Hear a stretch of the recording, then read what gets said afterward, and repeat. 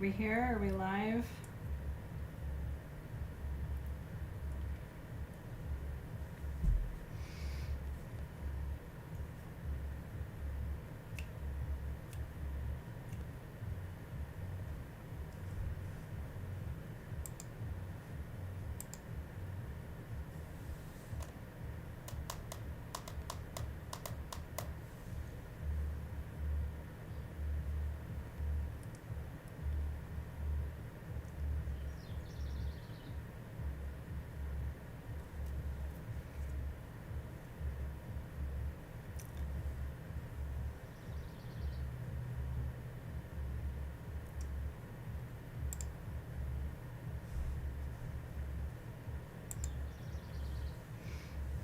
Okay, you do see me.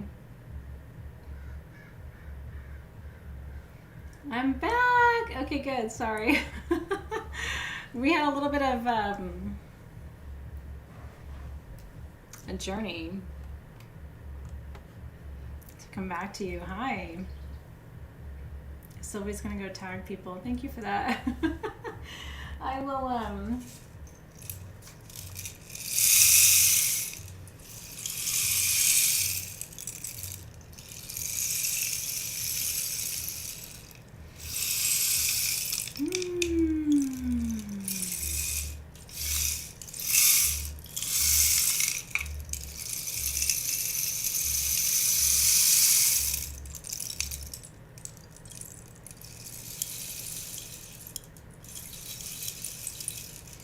I know, take two.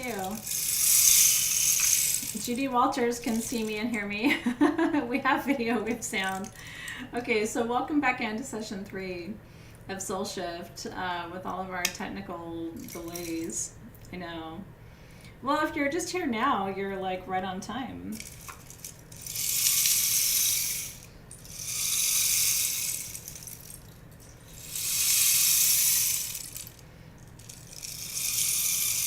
Oh, yeah.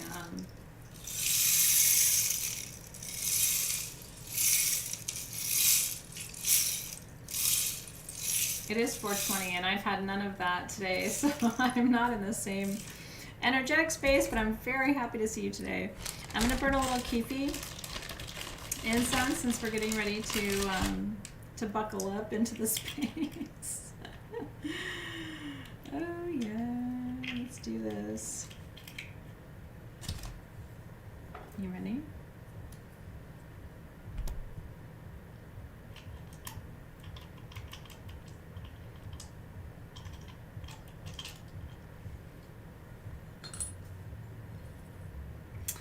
These are little kefi incense cones that we made for you.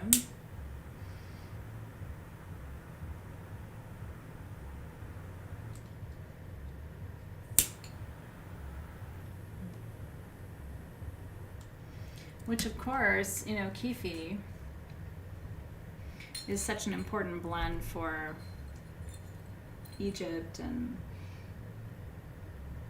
all of us who have that lineage that takes us back to the ancient places and spaces. I know.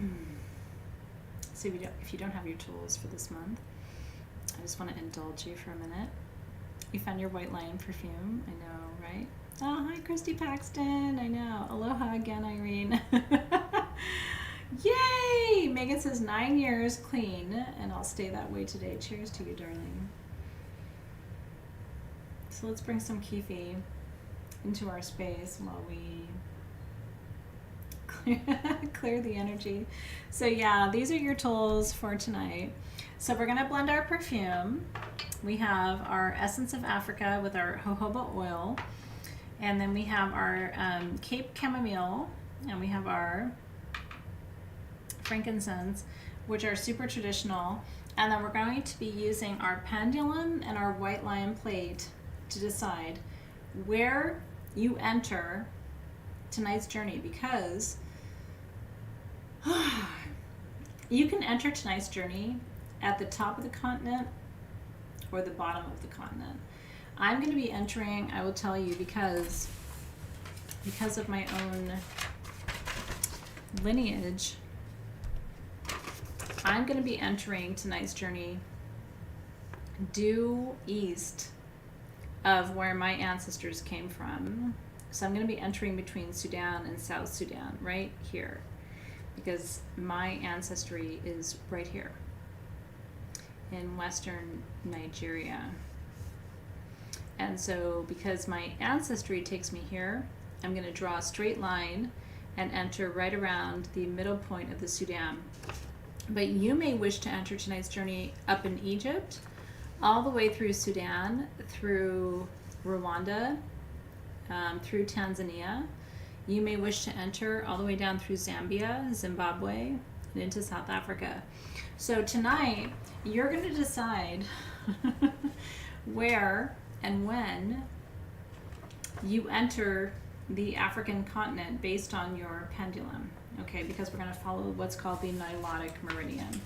So I want to back up just a second. The Nilotic Meridian, and thank you so much for coming back and staying with us. There's so much to tell you tonight and so much to experience, and I hope you're excited about it. The Nilotic Meridian is 31 degrees, and it literally is a line down the most important and sacred locations in Africa. So welcome back in.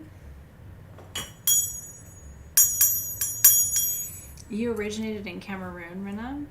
I love that so much. Isn't that beautiful? Then you'll know if you have any African DNA, that's probably where you want to enter. And if you don't, your ancestors do. And so I would encourage you to think about and even just meditate into or flex into or breathe into, like, where did your ancestors come onto this planet through? Like, you may think, oh, we're all Irish. But the first ones in your family to come and be human, where did they come through, right? So the Nilotic Meridian is the 31st degree, and it's an earth ley line that runs through most of the sacred places in the African continent. It's a very wide meridian. North of the equator, it runs along the River Nile. South of the equator, it runs along the River of Gold. And the legend is that these beauties right here, the white lions, are the gatekeepers. They are the protectors in Zimbabwe and in South Africa of gold. And so these really rare white lions are really rare. They're kind of a genetic anomaly, if you will, right? The white lions. How many of you guys have heard about white lions or meditated on white lions, or maybe they've come to you in sacred journeys? The white lions are said to be the protectors of gold in Africa. And Africa produces gold and diamonds, right? Two of the most precious, valuable commodities in the human experience, gold and diamonds. So it is said that along the Nilotic meridians, when you get to Timbavati, which is the birthplace of the white lions, that they are the protectors of gold. The Nilotic meridian is a sacred subterranean river, a vibration or a living energy kept alive by all sacred sites. Isn't that cool? It's the river of the stars, as above, so below. So that's where we're going today in our journey. You saw them in Vegas. So if you've seen white lions in captivity, not in their natural environment, they are still super beautiful. But if you haven't seen them before, or if you've seen them in the wild, when they're not in captivity, there's a whole different vibration in essence. And I have so much to teach you about them tonight. They are in an area of South Africa known as Kruger National Park, Kruger. And again, you can research all of this on your own too. They are protected. They carry a unique gene. They do. That makes them completely, purely white as lions. Most lions are not white, right? Oh, yeah, I think in Vegas you might have seen white tigers, but not white lions. Yeah, I have a feeling. Debbie says she's played with white lion cubs, which is extremely rare. and super special. So white tigers and white lions are different, and it's only white lions that come from Timbavati. Now, I want to back up for a minute because I want to tell you a little bit about the woman. I do want to show you a picture.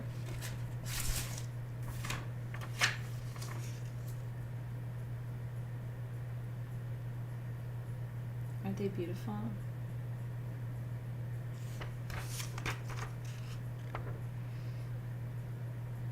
Look how beautiful they are.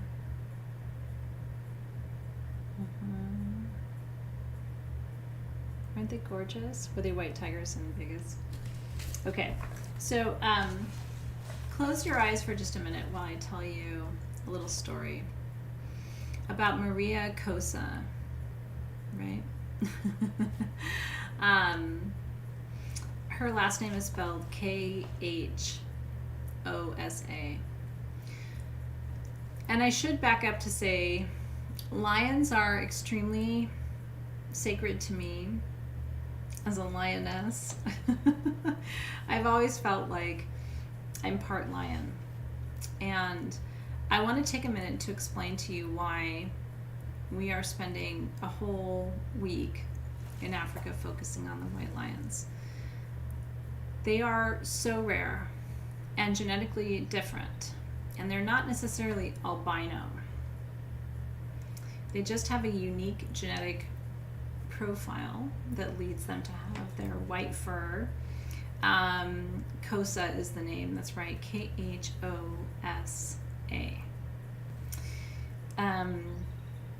Okay, you ready for the story?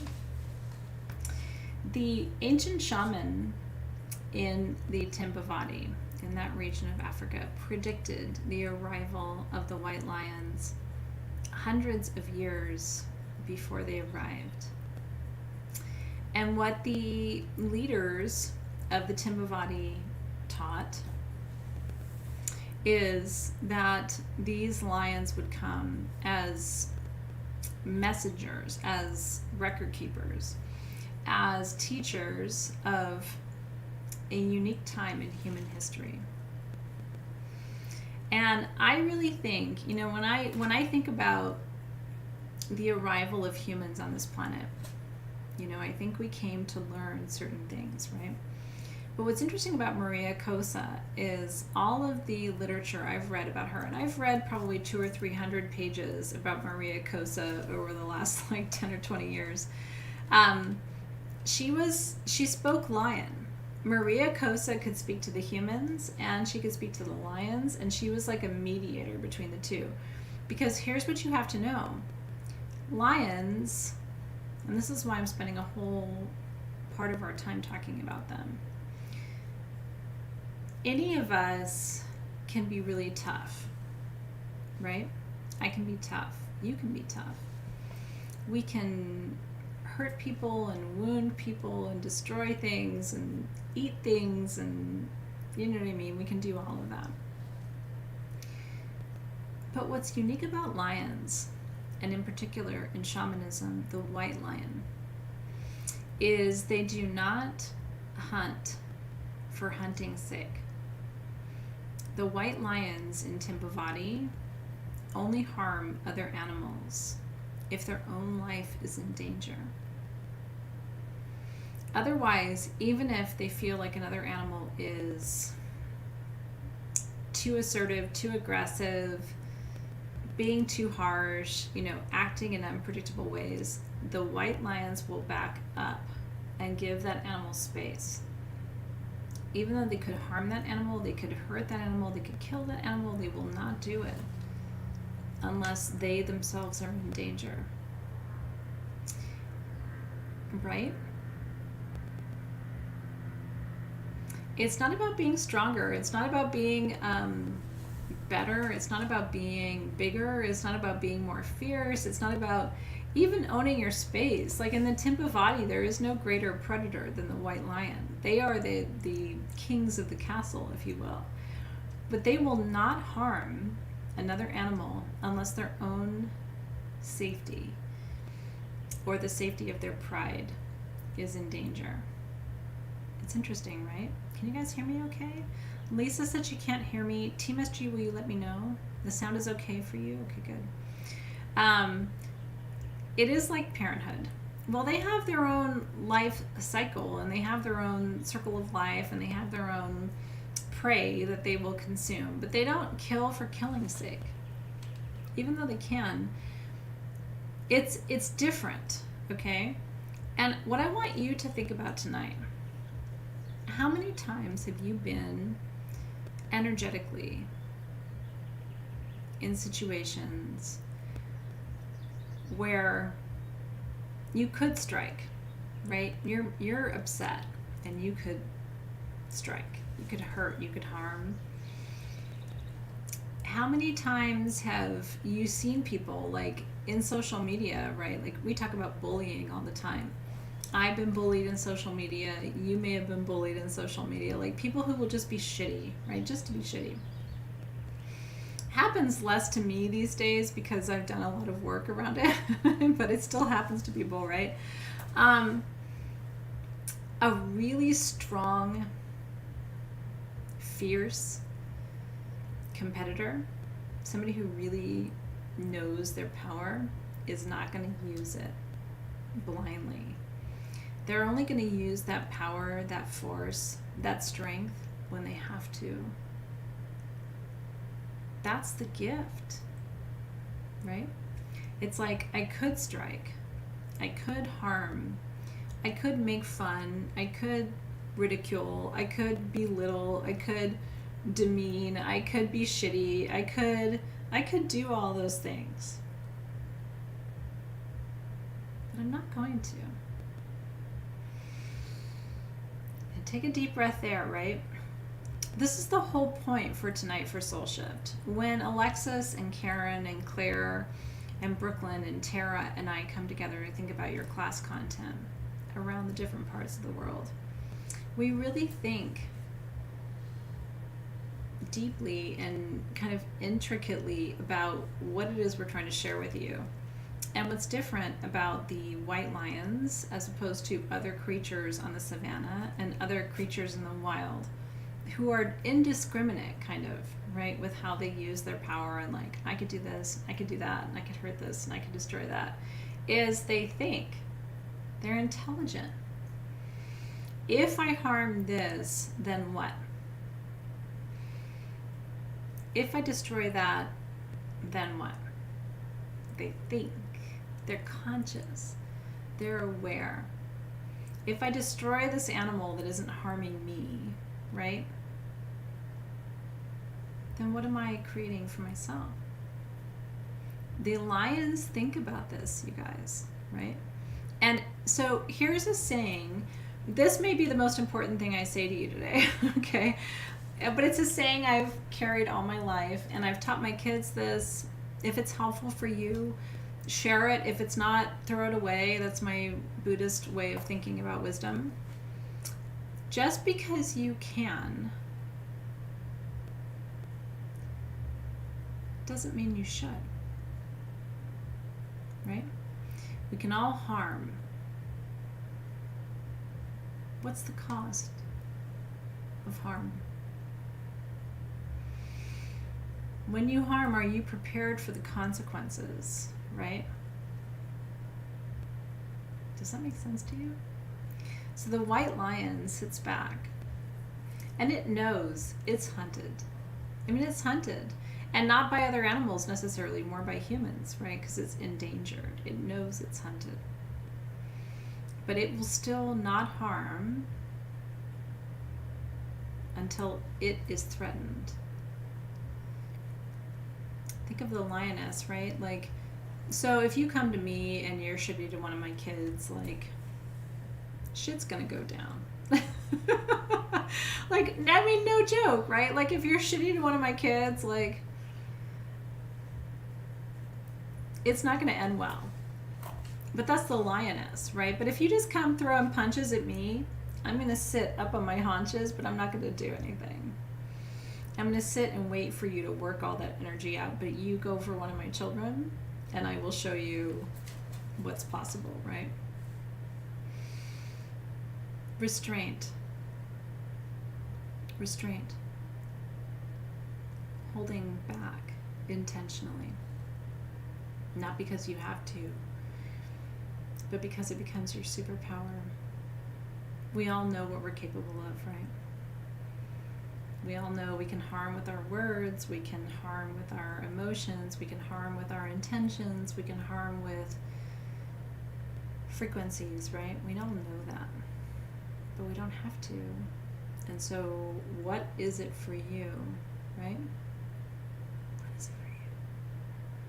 So what I want you to do right now as part of our class tonight, I want you to roll your shoulders back, like roll consciously. And I want you to take a deep breath and let that exhale like really drop you in to your body. And I want you to ask yourself, what warrants your reaction? What gets you up off your haunches? Have you ever seen a lion in the wild? I'm gonna perform for you. Have you ever seen this one? What it takes for her? Have you seen? Now here's what lions do, right? Lions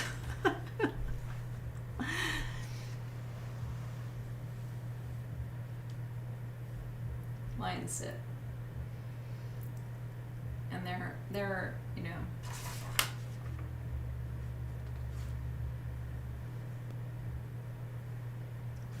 and they'll watch you. If you've seen them in the wild, they'll watch you. And then, if you get too close, what do? If you start to feel threatened, first the one paw comes up and they put it down. And then the second paw comes up and they put it down.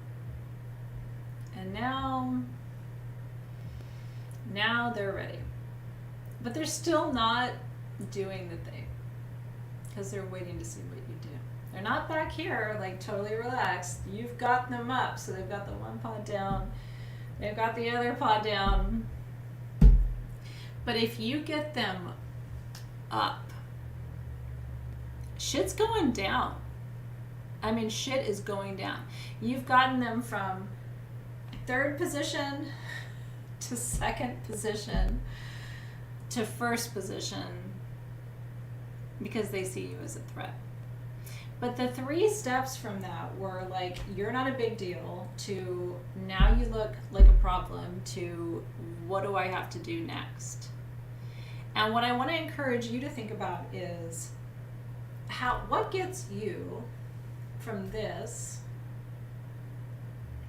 no problem, to this, a problem, to this, the problem. And I'm asking you this because the next step isn't good, right? The next step is now you're missing a paw. The next step is not good. What gets you from third to second? What gets you from second to first? And what takes you from first to now we have a problem? And Lauren articulated it. Right? What's worth getting up for? Can I take you back to January? Discernment. There's a reason I'm teaching you this curriculum this year. The lion knows discernment. It can tell if you're playing around or if you're going to hurt its cub. And it will go from third to first in a heartbeat if there's a threat. But if you're just like walking along the savannah, it might go from third to second, and then it's going to lay back down and go like you're no big deal, right?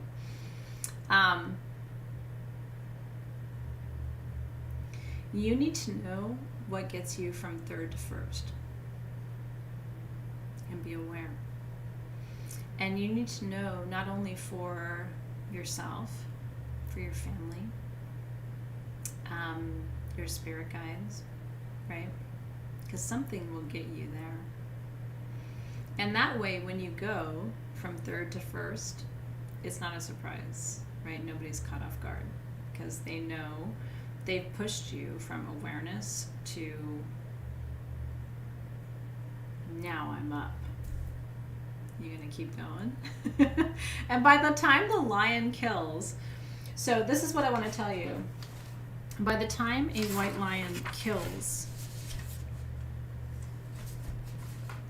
it's usually 30 minutes. Did you know that? From the time a lion in general kills, from the moment it observes its prey to the moment it takes the prey's life, it's usually 30 minutes. Because it watches, it doesn't just attack. Now think about this, right? Most animals in the animal kingdom, it's not 30 minutes. They can't afford it. Because inside of 30 minutes, a predator can come and destroy the entire village, right? A predator can come and destroy an entire kingdom, right?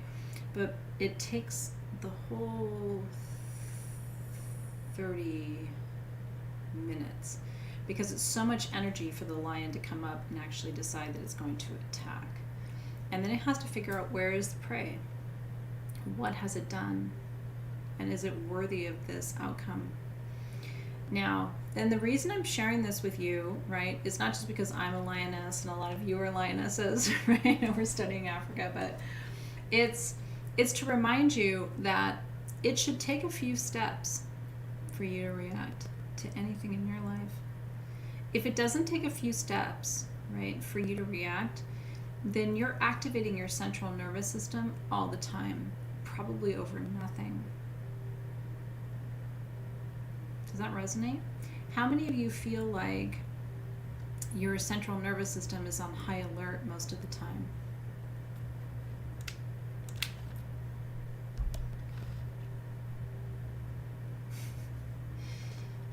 How many of you feel like that?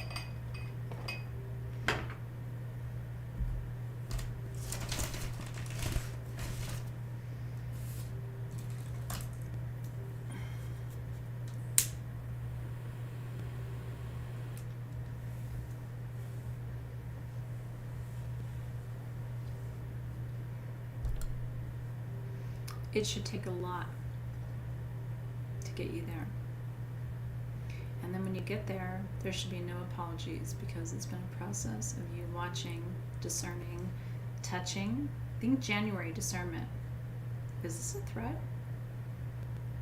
Think February psychometry. Does it feel like a threat? Right? Think March, right? Do I feel a threat? Let me try and clear the energy. Think April, right? Is the land telling me? How am I reading the land and nature right now? Does it feel like a threat? By the time you get up and decide there's a threat, there probably is, right? But the difference is, like Hillary says, not to live in fear and anger. The lions are not afraid. They're not afraid of anything. They don't have to be. There's no threat to them in the animal kingdom that can take them down. Does that make sense?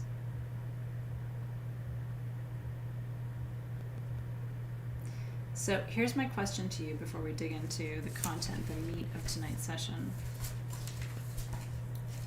and our journey. What if there's no threat to you?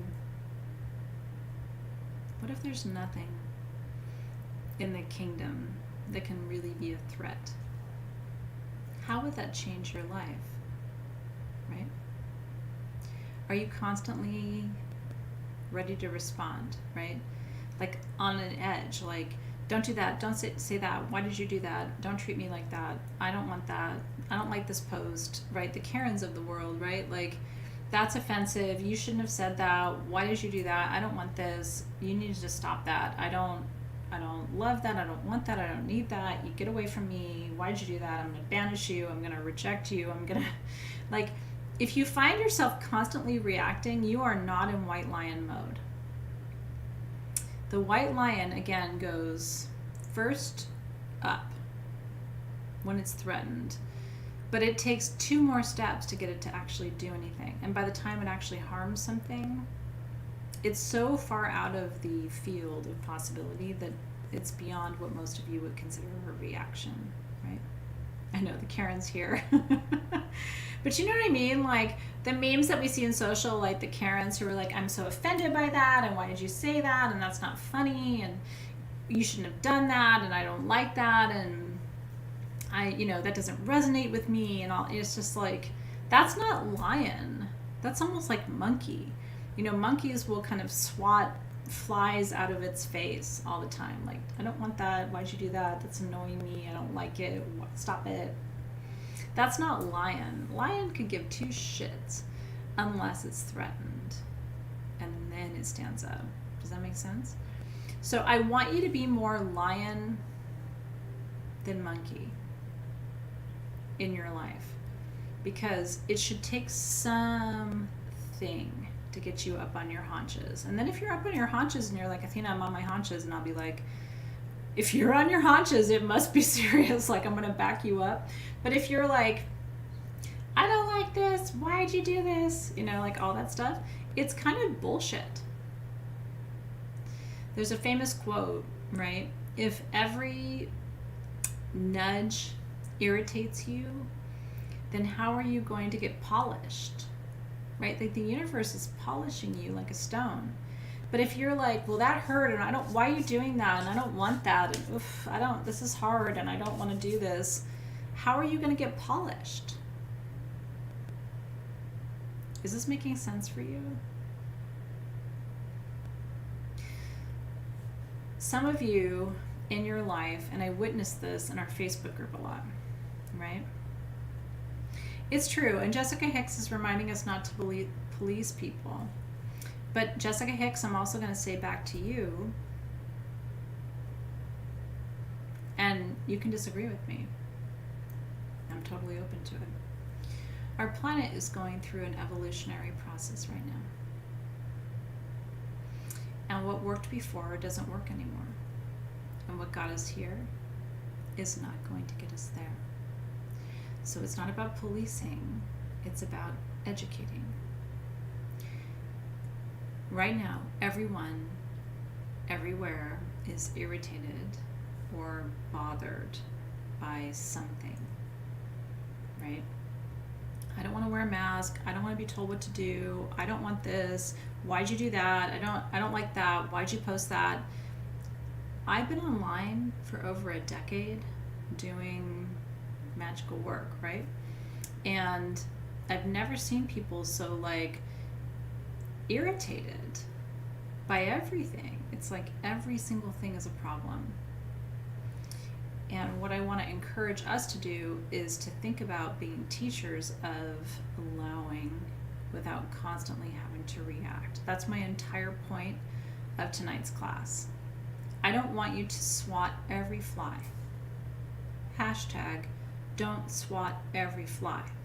I can't tell you, Jessica Hicks and everybody else who's here, I've had people say in our Soul Shift group, people are so upset, I don't understand, people need help, they're so needy, you know what I mean, we're constantly concerned, and what's going on, and it's like, we're going through an evolutionary process right now, and it's not just Soul Shift, it's the whole fucking planet. When I was young coming up, and this is important for you to think about, when I was young coming up spiritually, my grandmother and my mom were teaching me about revelation in the Bible, and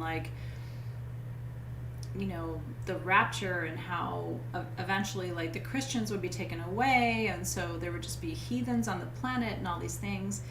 And I was having a conversation with a friend of mine today who said, the rapture's already here, but it's multidimensional, right?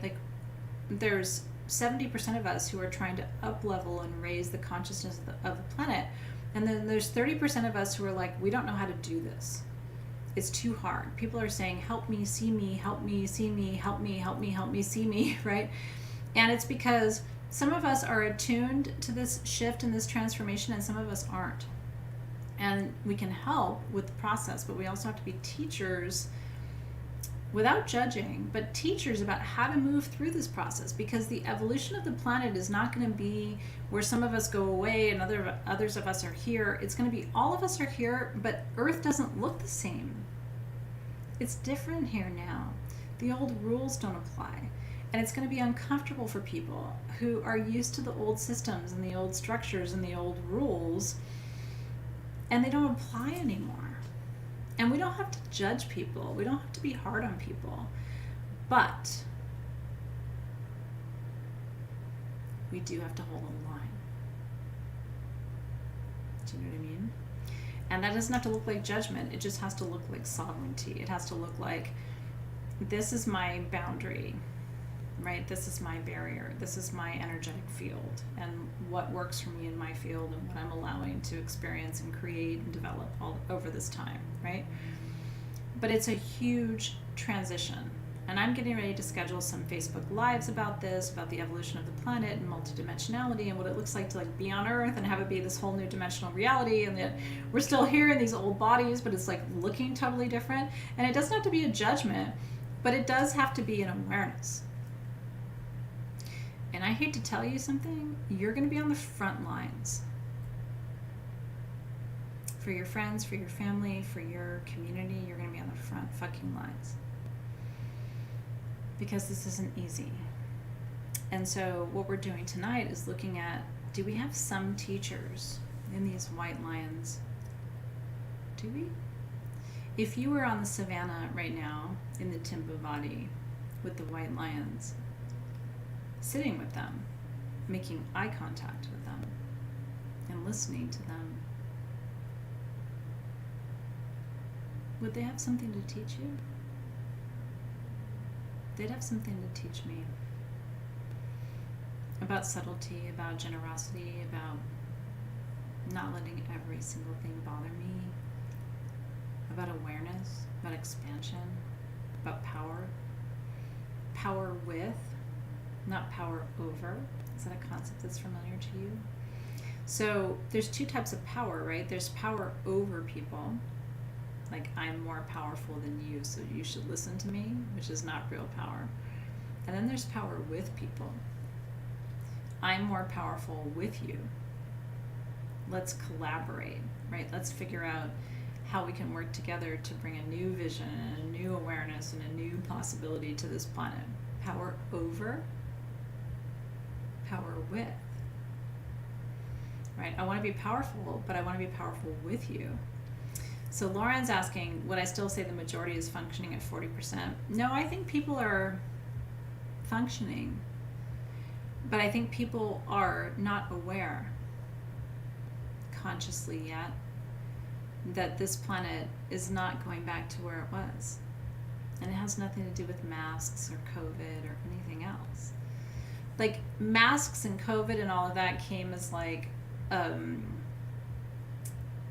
opportunity to practice. It wasn't easy, but it came as like an awareness, an opportunity to practice. And now that that's all slipping away, it's like, but what did you learn from that? Right? What did you learn? Power with versus power over, right?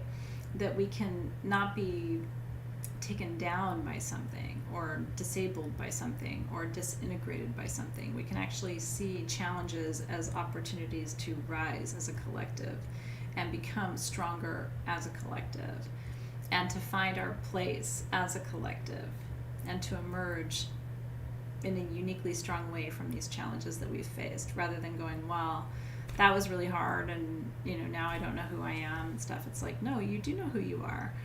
And if you integrate all of that awareness that you gained over that time, then you rise as a new and more powerful form of your creation. If you haven't done that work, right? It's true, Tanya. They're in a fog. So I share, this is the why behind tonight's journey. I want you to be a white lion. Take that in for a minute. I want you to be a white lion. Because I want to be a white lion. I know I can create and I can harm, right? I can use my words. I could talk to you right now, and I could use my words to harm or I can use my words to help. And I have a choice in every moment about what that looks like. And so it comes down to what, guys? It comes down to intention. I know some of you will listen to this and go, I've heard this before. And you probably have. But you need to hear it again.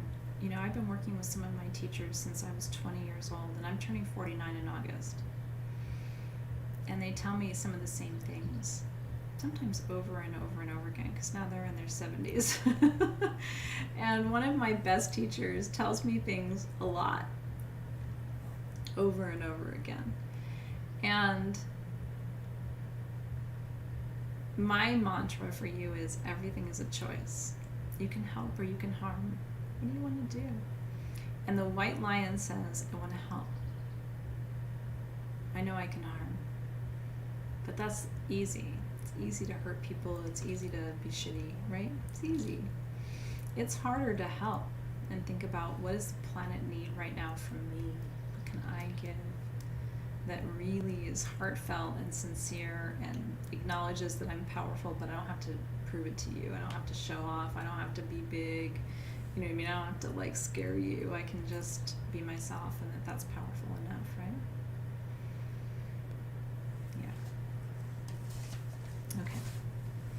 Yeah. Okay. In Africa, the most sacred of all animals are the white lions.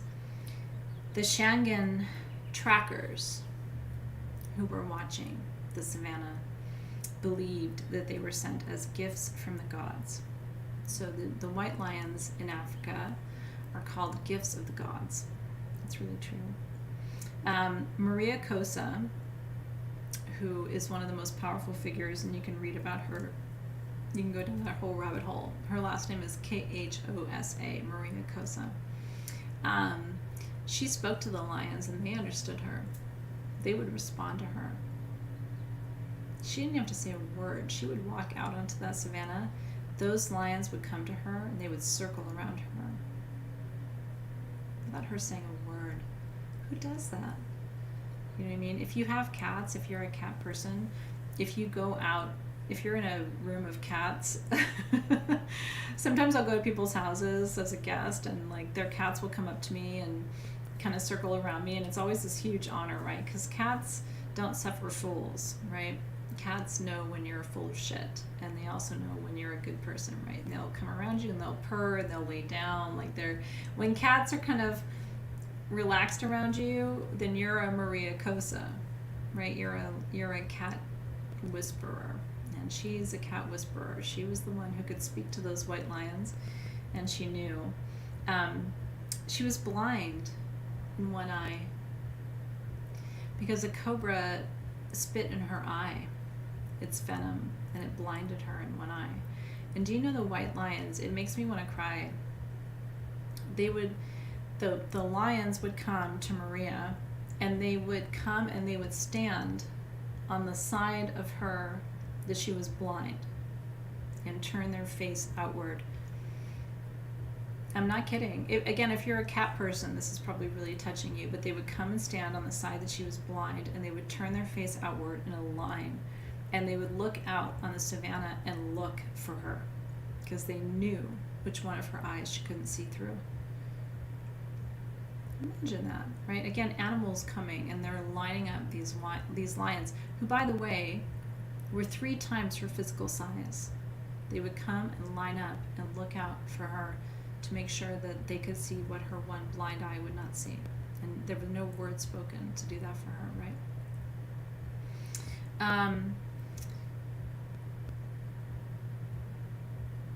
So what she said is 3 things about cats. She said, you need to know cats are never afraid. And she said, cats are only happy. And she said, they never get up around me because they know I am one of them. And all they do is move their ears to hear. They never move when they're around me because they know I'm one of them. So Cats are never afraid around her. They're only happy around her. And they never do anything. They don't get up around her, but they move their ears, because if they hear anything that's threatening to her, they will move in that direction because they know she's blind on the one side. It's pretty beautiful. Now, the dream state that the white lions take us into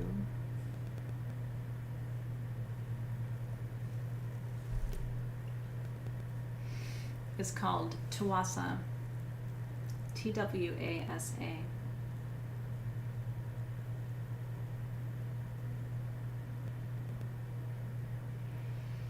Twasa, which is a shamanic dream state that only the lions are allowed to enter in Africa. Twasa. So tonight, I'm calling upon all of our African ancestors, mine in Nigeria and Egypt, yours in whatever part of that sacred continent they come from. We're going to go into Twasa tonight. You ready?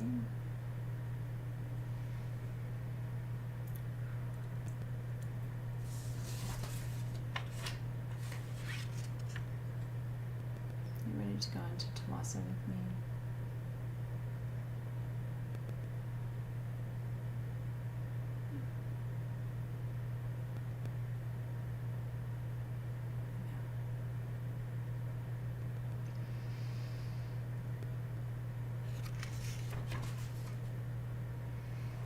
And she said that the white lions would tell her, Fambe Kale. Fambe Kale. Fambe Kahle. Which means go well. Fambe Kale. Go well. Before she would go into sacred space. Fambe Kale. The lions for her, she always said, Maria Cosa, would show up and journey as helper guardians. And again, they would maintain the perimeter around her on the side where she was blind. Right? So even on the places where you can't see well. Maybe you're blind in your relationships. Maybe you're blind in your professional life. Maybe you're blind when it comes to your kids. Maybe you're blind when it comes to love. Where are you blind that you can't see right now? Fambe Kale, go well. And the other thing I want to tell you about white lions, white lions transmute danger into power. Remember polarity? Anytime you're in danger, you're also in power. It's just your perspective. Are you in danger or are you in power? Fambe Kale, go well. Into danger, into power.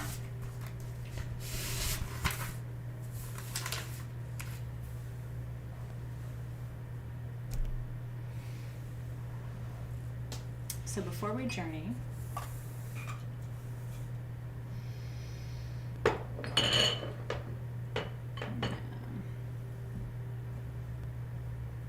let's make perfume. And here's the thing. The camera's weird.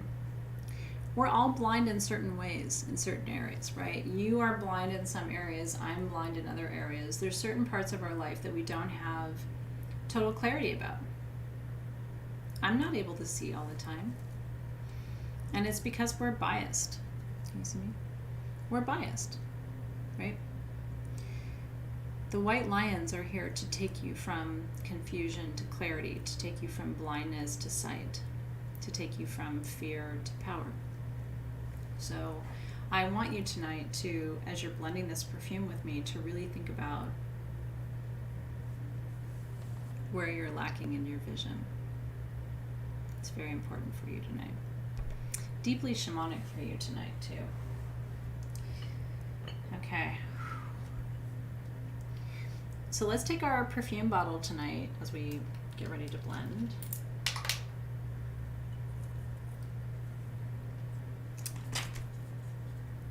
And this is what I'm going to call my blend for tonight.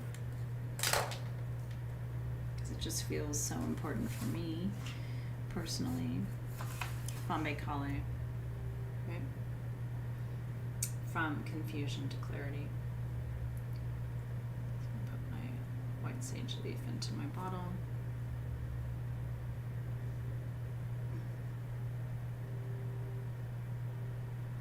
Yeah, it's detachment in a way. It's really true.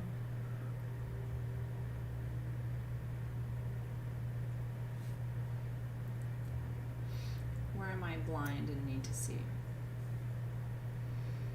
And I've been legally blind in my life, as a lot of you know. Some of you have been too. Most people have not.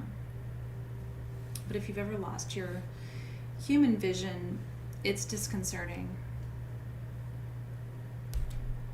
It's terrifying not to be able to see. And yet at the same time, it takes you into a space where you have to trust your other senses more, right? Blind people will tell you that their hearing is better, their scent is stronger, right? Their sense of touch is more accurate. So it's terrifying to not have accurate vision until you realize it actually will empower your other senses. So tonight, where can you strengthen those other senses to make them stronger? Right? Okay. So we have 3 little bottles for you tonight. We have your Cape Chamomile for you this evening.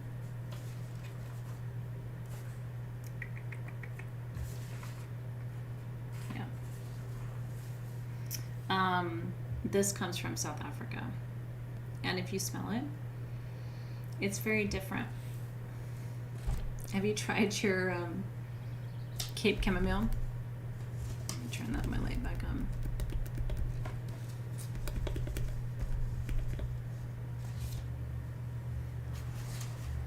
Sorry.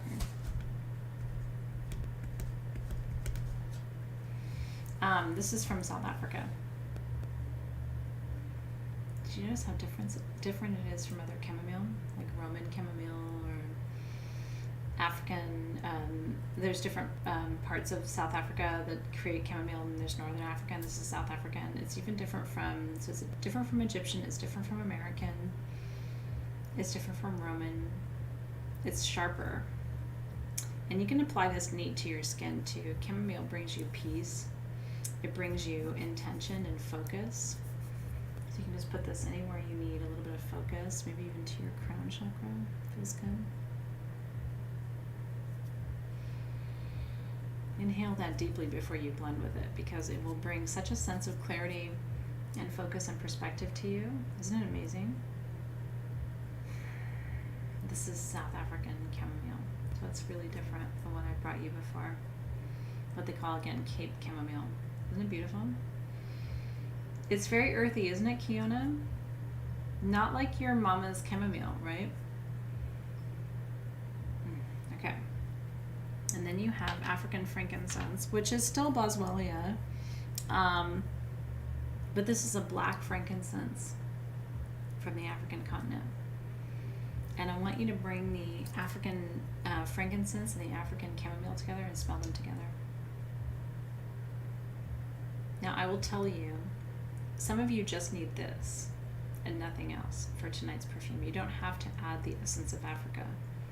This is going to ground you, because the frankincense is lower chakra and the chamomile is upper chakra. So if you just do these two in your perfume, I think it's a beautiful blend, because it's going to be lower chakra, upper chakra, vision, grounding, connection to the earth, connection to the stars. It's going to be all of that in one blend. Right? Yeah, if you have Roman chamomile and you don't have your tools, use that, because that's going to be and any other frankincense that you have is going to be your next best backup. Now, the Essence of Africa perfume is unique. It has watermelon essential oil. Totally serious. There's watermelon essential oil.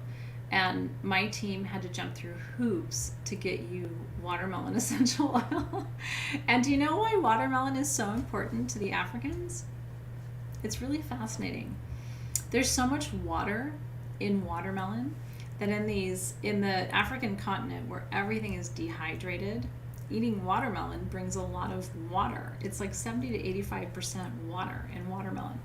So we put pure watermelon essential oil, which we've never purchased or included in any Sage Goddess perfume before. Isn't that cool? Pure watermelon essential oil. The other notes in your Essence of Africa, there's acacia from Egypt, which is my lineage because that comes from Greece, akakia, which is for spiritual wisdom and priestessing. There is also Egyptian geranium and birch tar, which are from the northern plains of Africa. It's pure watermelon essential oil. So if there's a fruity note in this one, that's why. So here's what I'm going to tell you. You may want to blend Essence of Africa with chamomile, which is divine. Or you may want to add it to both the chamomile and the frankincense, which is a little sharper. No, seriously. And doesn't it make sense that on the African continent? Now, African watermelons are not the same as watermelons that you would go and get from your local grocery store in the US. They're a little bit different. They actually have a higher water content, and they're not as sweet. Do you like it? Isn't that interesting? Christy says that Africa Essence is like a memory of something. So I'm going to blend all three. You can choose to do just Essence of Africa and chamomile and nothing else. You can do just the frankincense and the chamomile and not the Essence of Africa. I'm going to add them all together because the Essence of Africa is about bringing hydration, the medicine of water and movement. And remember I told you about water and moving energy?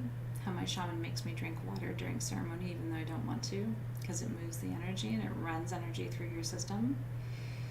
So I'm adding my entire dram of Essence of Africa to my blend, specifically for helping me move really dense, heavy energy in my field.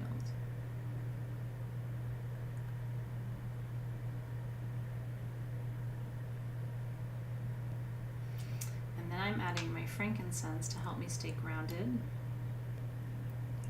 and blessed and purified and protected. And then I'm adding my Cape Chamomile for physical, mental, and emotional healing and peace. And then I'm adding jojoba, which also came with your tools. Hold on, I gotta get my little cap off.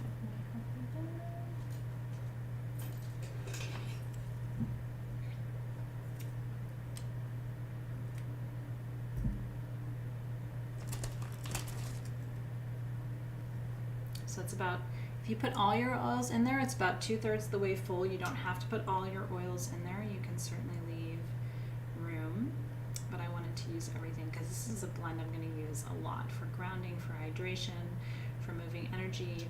So if you put everything in there, it's going to fill it up right to the threading of your bottle, and then you will put your dropper in. Turn it 3 times. Amen. Aho. And so it is. There's ash from my sage in there. Do you see it? Isn't that beautiful? That's what the black is. It's ash from my sage. For clearing, for purification, for blessing.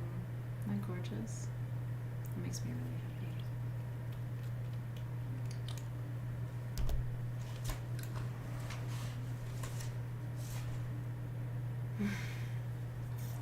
I have to tell you, that's one of my favorite perfumes we've made this whole year. So you're going to see me use this a little more strongly. You're blinded by my bling. So what I'm going to do on my arms, you don't have to do this if you don't want to, is 3 lines. Past, present, and future. And then I am going to draw a vertical line to represent that 31st meridian all the way down. And same on my other arm. So past, get some more of the perfume. Past, present, future, and then that 31st meridian all the way down.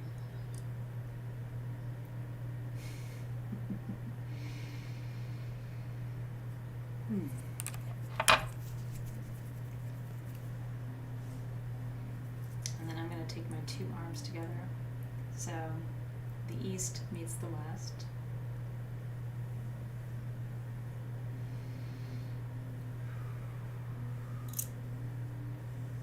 My grandparents, my great-grandparents, my great-great-grandparents, my great-great-great-grandparents, who moved from Nigeria to Egypt to Greece, to Alexandria to Greece. Thank you for your pathway. Thank you for your magic. Thank you for your beauty. Thank you for your presence, your power. Mm-hmm.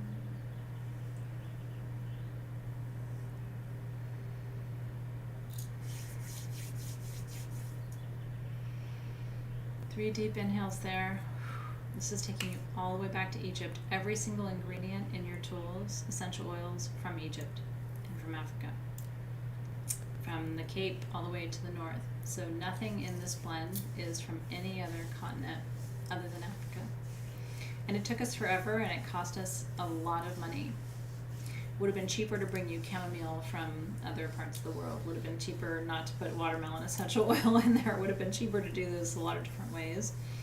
But Brooklyn and Team SG wanted you to have absolutely pure, true oils from Africa in every note of this perfume. Right? Into my hair, onto my clothes, out to you.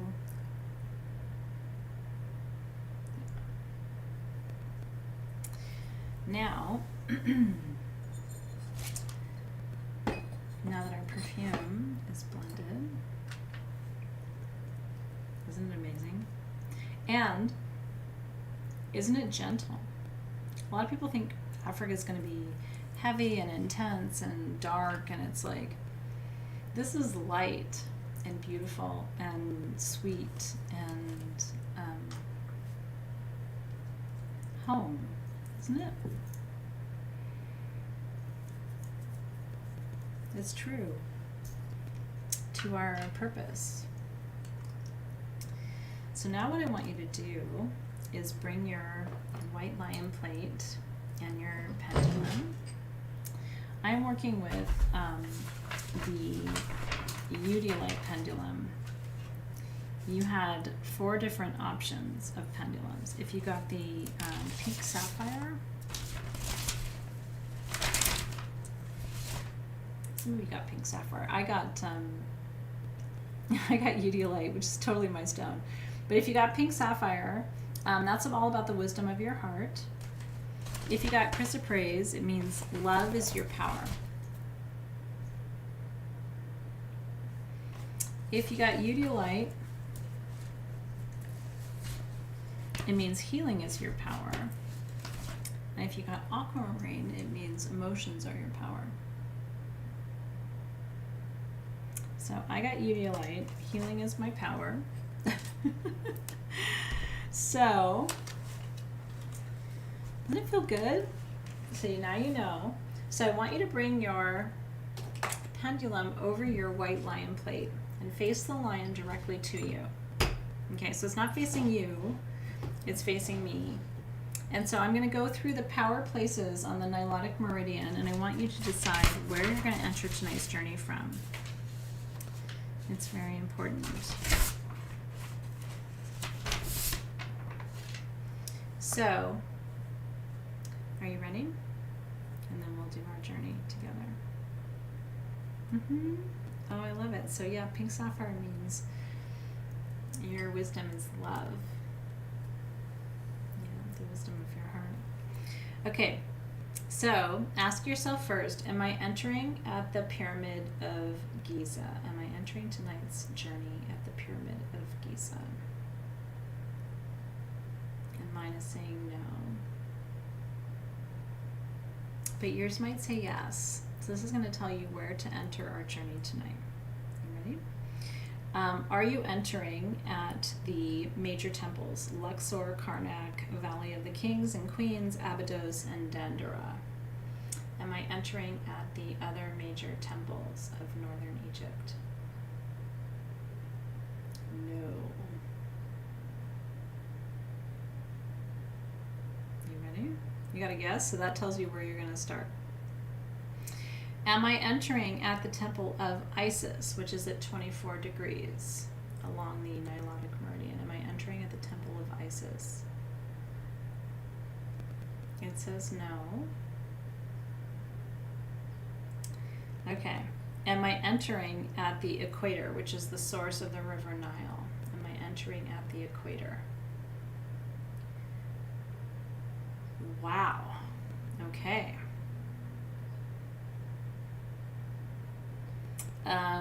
The next one would be, are you entering at the Timbavati, the birthplace of the White Lions? Am I entering at the Timbavati? So mine is going to say no, because I'm entering at the equator, but you might be entering at the Timbavati. And you can enter anywhere you want, Moni. I'm just giving you the main points on the Nilotic. The next one down is, are you entering at the Palace of Gold in Barberton? That's what they say the White Lions are there to protect. Are you entering at the Palace of Gold, which is on the 26 degree line? Or are you entering at the bottom of the Nilotic, which is where Gandhi lived? Mine says no. Interesting, right? So let me ask again, am I entering at the equator? It's so sure for me. Again, which is the source of the River Nile. Am I entering at the source of the River Nile? Okay, that's a good validation. Do you feel like you know where you're entering our journey tonight? Okay.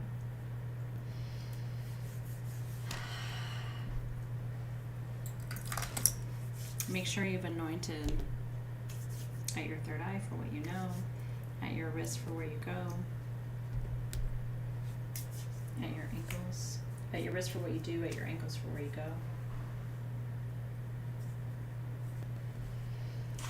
Okay.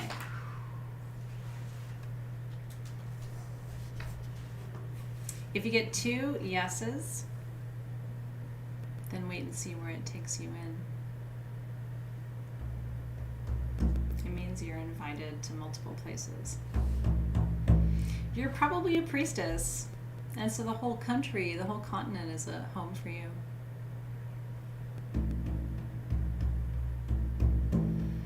Timbavati, if the White Lions invited you home, how sacred that is. Yes. So yeah, Delene, again, for you, if it gave you multiple locations, see where it takes you.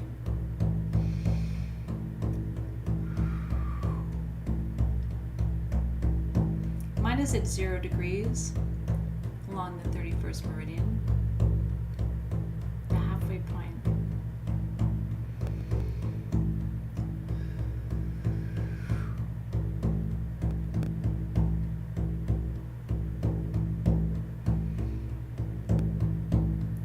There's no wrong answer.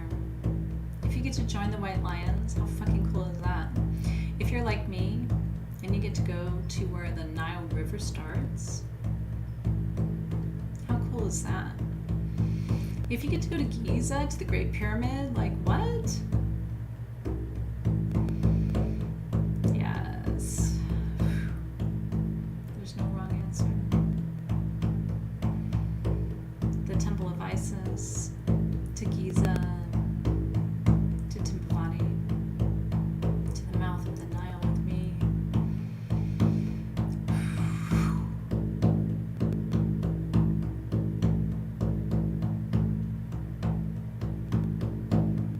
Beautiful, Moni.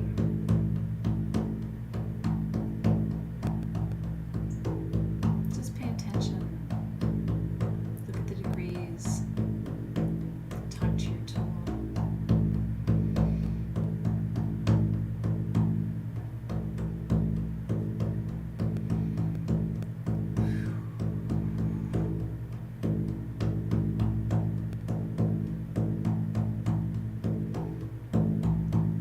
So I open the 4 cardinal gateways with you.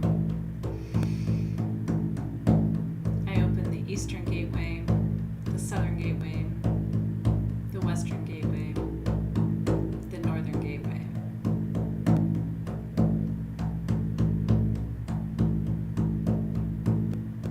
I open all doorways to all power and all wisdom tonight.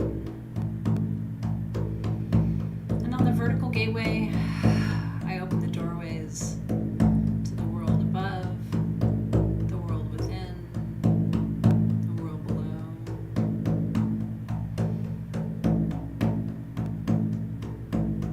As we open our circle.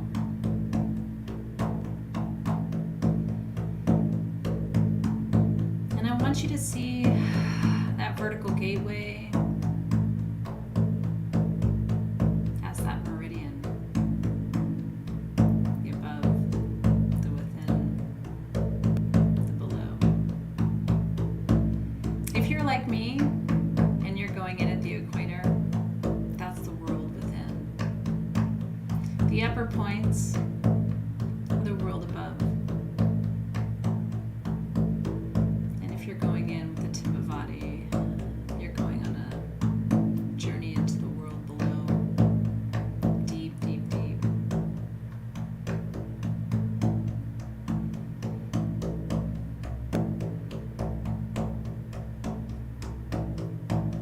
Where in Africa, the vibration is slower, the wisdom is deeper, the stones are more intense.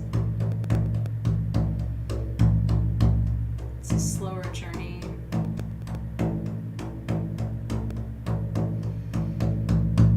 Great Spirit, God, Goddess, and Source of all that is. We ask that you're with us tonight. Open the doorways above, within, and below.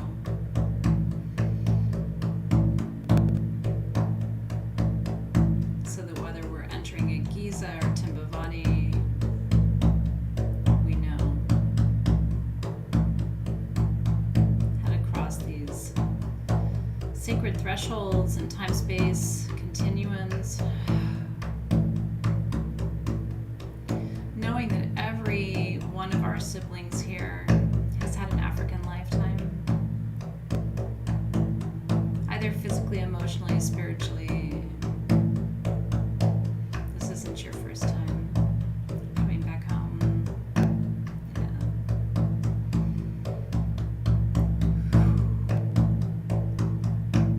Yeah. Those entering at Giza, Luxor, all the high temples,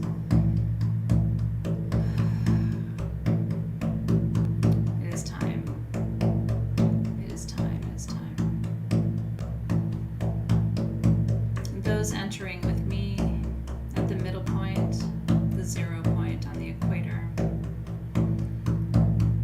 working with the energy of the Nile, energy of water, energy of Ma'at, and the Egyptian goddesses, energy of Isis,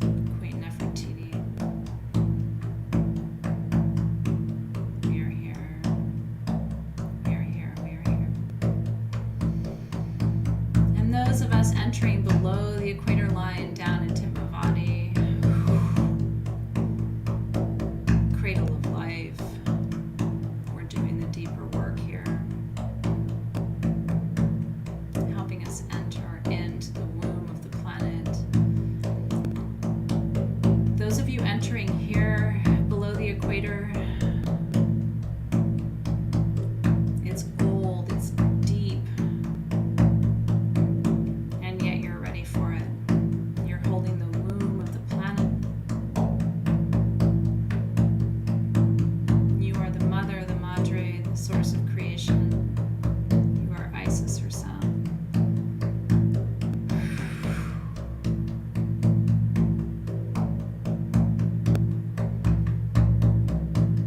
Great Spirit, God, Goddess, help us to plot and find each other along this meridian. I ask that you dispatch your white lions to find us at the midpoint, to find us in the north, to find us in the south.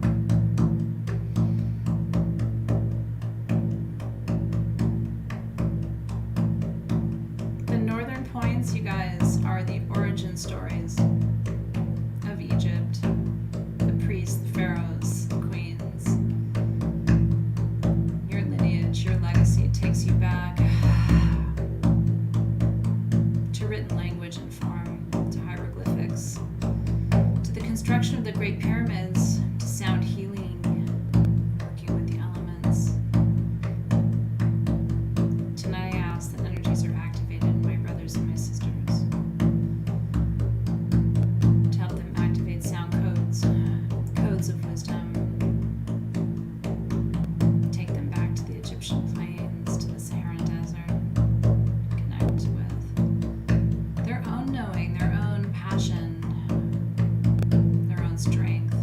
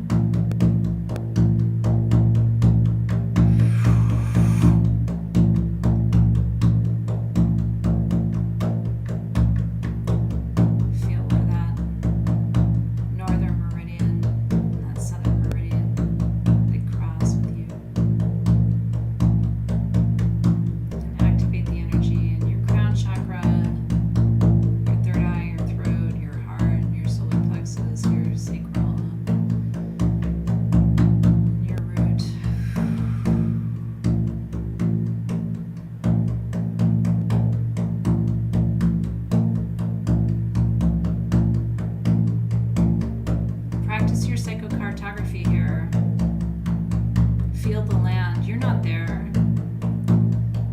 Shouldn't matter. If this is one of your gifts, you might as well be in Africa tonight. You can feel it. Blood running through your veins. Time is almost time. Sand beneath your feet. The sun above your shoulders.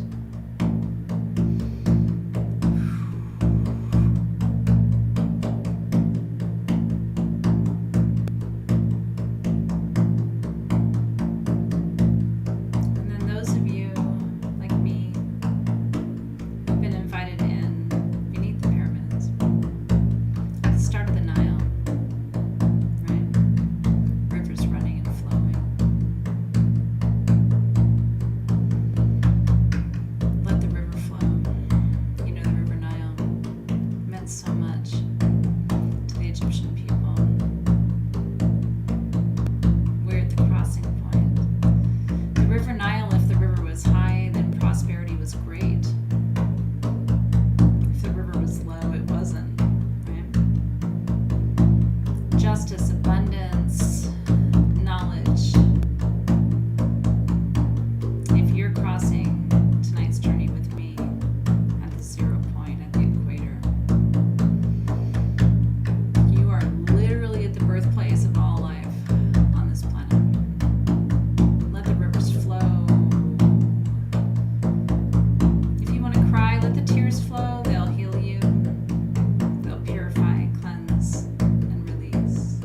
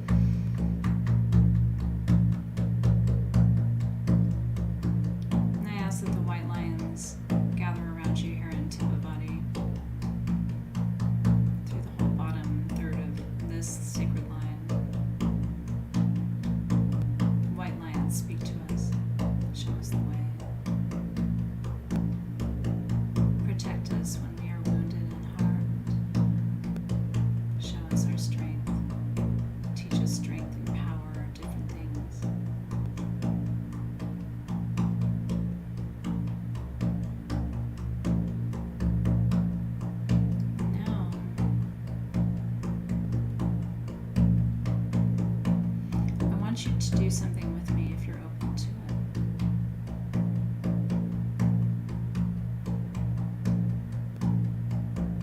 You ready? I want you to imagine that this 31st meridian, this nilotic meridian, is your spinal cord, the base of your spine is Timbavati. Those white lines are protecting you. You're safe. You're held. There's nothing to fear. If you're in harm's way, they'll take care of it. You ready? What would you do if you knew you were safe? The prides of white lions were sitting behind you.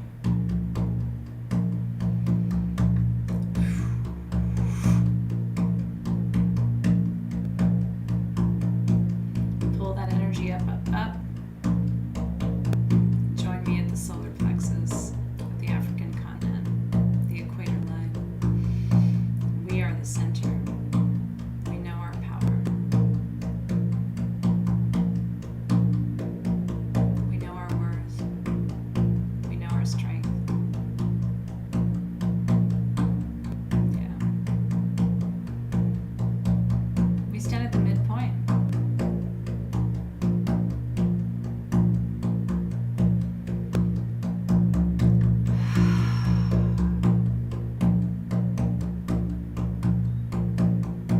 Now pull that line up, up, up, up, through your lungs, through your heart, through your throat.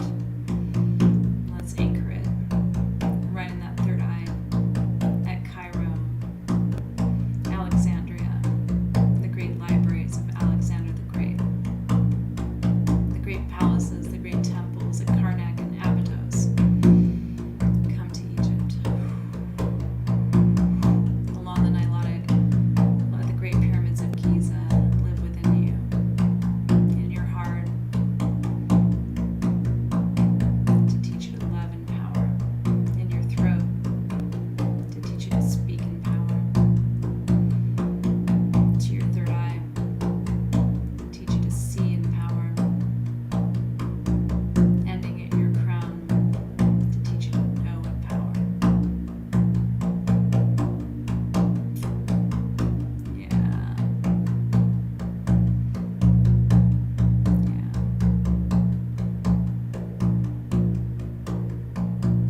To feel that line at your root, at Timbavati. Feel those lions circling around you. You don't have to be afraid. They'll fight your battles for you.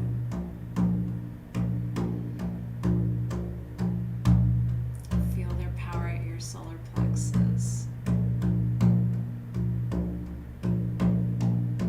where you have the Great Nile, to bring you abundance, to bring you clarity, to bring you power.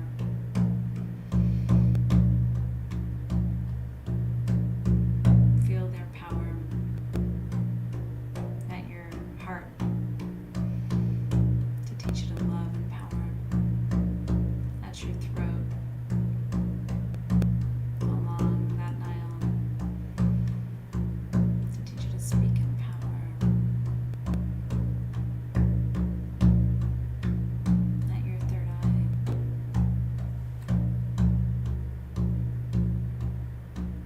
to teach you to know power,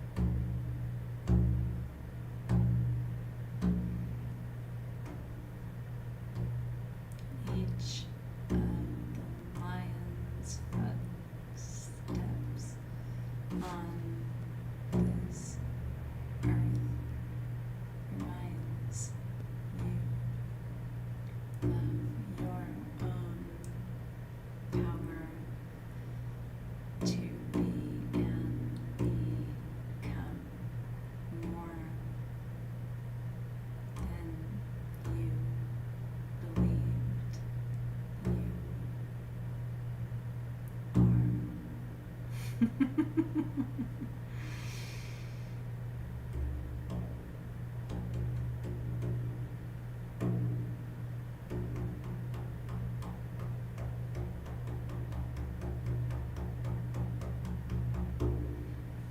And we trace it, right? From the bottom of the African continent to Timbavati.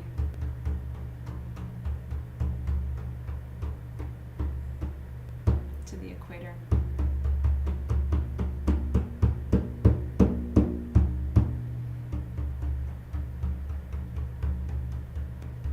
To Giza.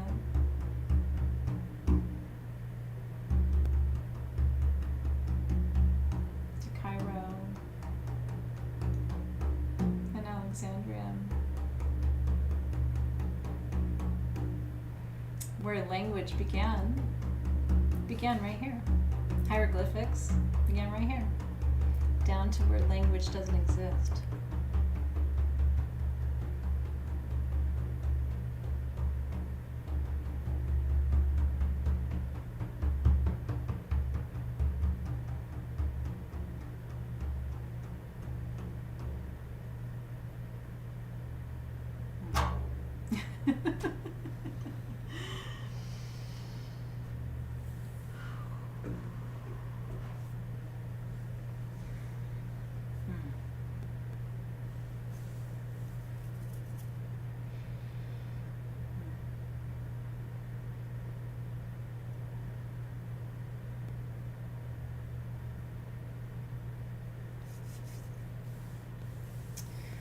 I'm going to take a little bit of my perfume.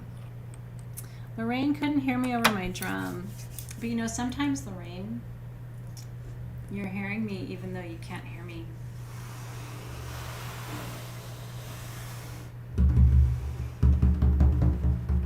Sometimes. A lot of my teachers, Lorraine, speak in light languages that I can't even understand. Sometimes.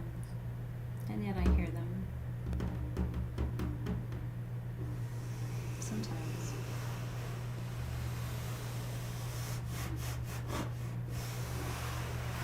So maybe, Lorraine, some part of you heard me that isn't part of your conscious awareness.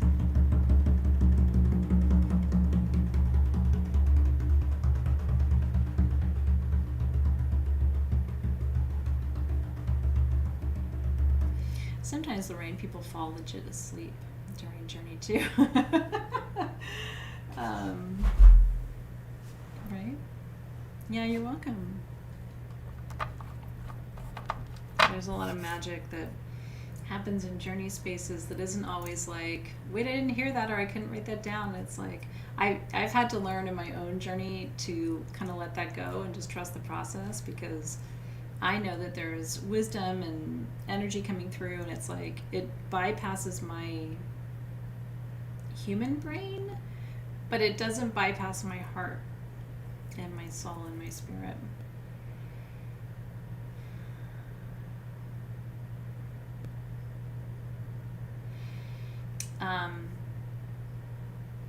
Before we leave this space,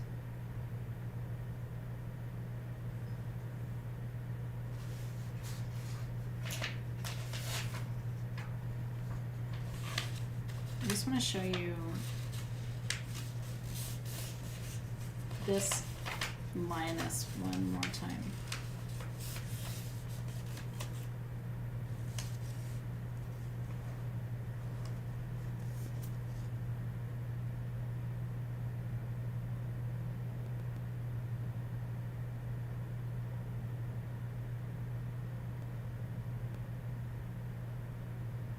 Ask her a question.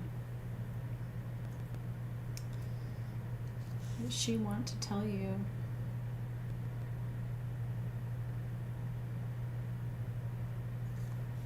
What's her medicine for you right now?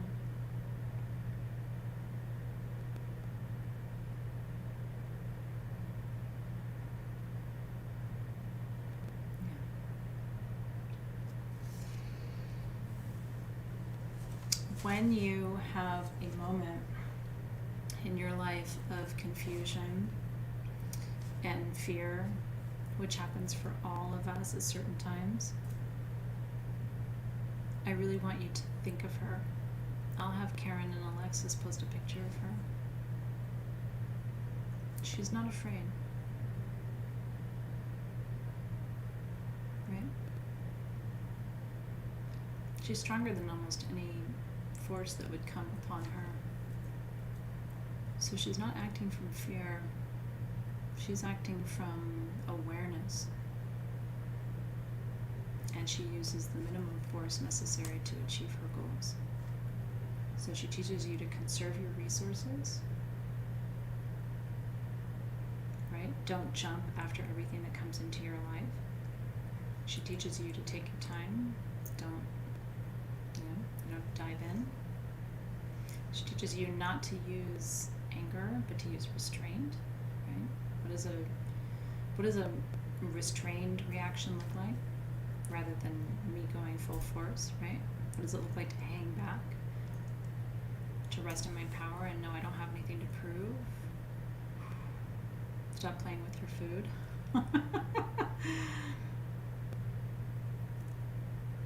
She's out there on the savannah right now. That lion is still alive. She is. She's out there right this very minute, a world away from you. So I believe she's available for you across space and time. She'll teach you something if you can be still and listen. You'll sit up straighter. When your paws are up, your spine is balanced, right? She's going to teach you how to bring it all into alignment. She's like, oh no, honey, take your time. Don't chase that boy. Don't be shitty to those people. Don't kill that person. Don't use your anger. It's not your strongest force. Don't growl at people. Don't roar at people. Don't bite people. You could end up eating them by accident. Don't lick people. If they don't want you to lick them, your tongue's really big and it can be actually very aggressive. Right? She's teaching you all those lessons.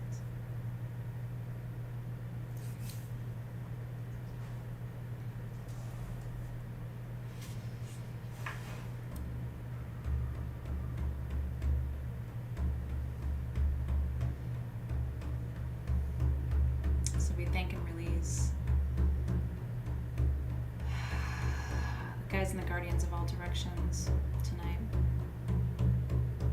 Thanking and releasing the guides and guardians of this planet, the lower world, the world below us, the world within us, and we also release the guides and the guardians of the world above us, spirit guides, ancestors from all dimensions.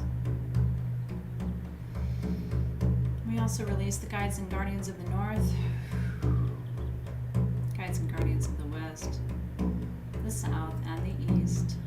Thank you for keeping us safe, helping us to move, shift, and clear energy, how to create transformation in space around us, and also how to see clearly the problems and dilemmas we face in this life. On the vertical and horizontal planes, we release, we surrender, we express gratitude.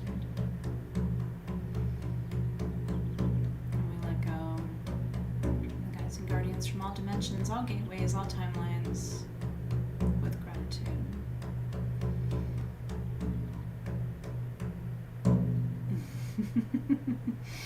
And together we say,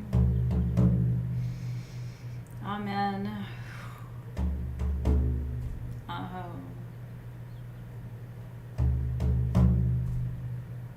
And so it is.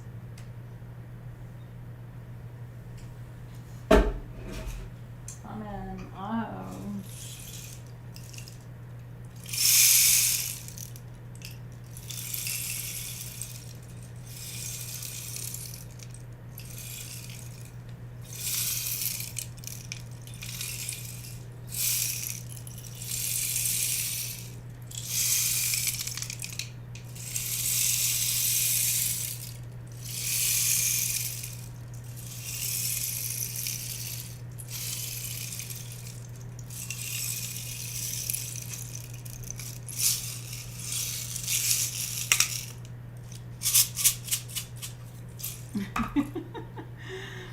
Amenaho.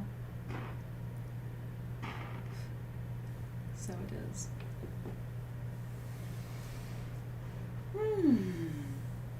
Carolyn said, Timbavati is where I was brought to, and I totally forgot that in 2010 I was in, look at that, Pilanesberg, which is a private reserve 300 miles away.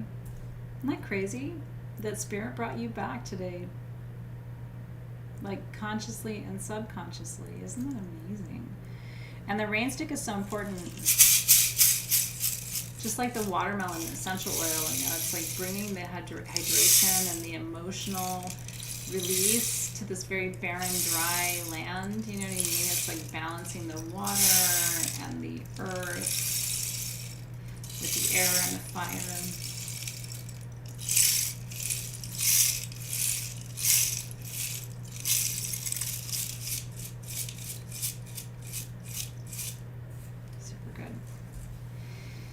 All right. Now, I'm going to be here for the next almost hour, because we started a little late, doing readings for you today. And I will tell you that I was drawn to this little deck. I bought this deck for you. I've never read from it before. And you can ask questions too. But this little deck is called Let Go by Akal Pritam.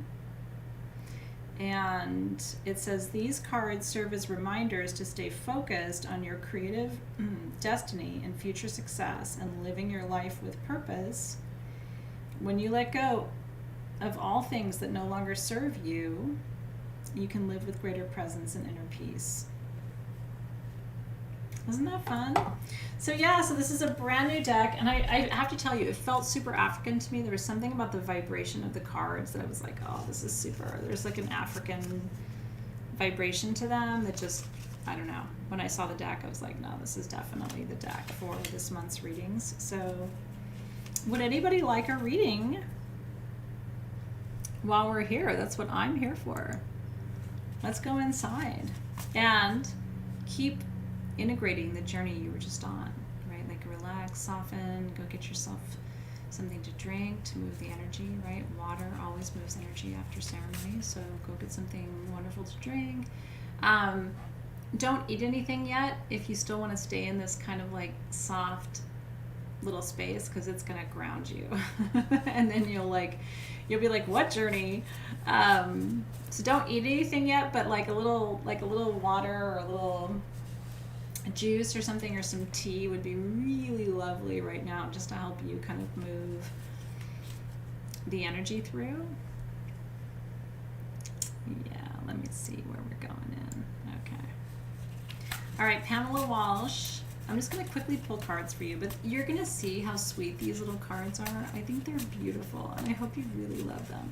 Like I said, I've never read from this deck before, but I bought it last week. I was like, this is totally the deck for Soul Shift. So I'm glad you're excited about it too. All right, Pamela Walsh. Pamela. Let's see what card is coming up for you. What do you need to let go?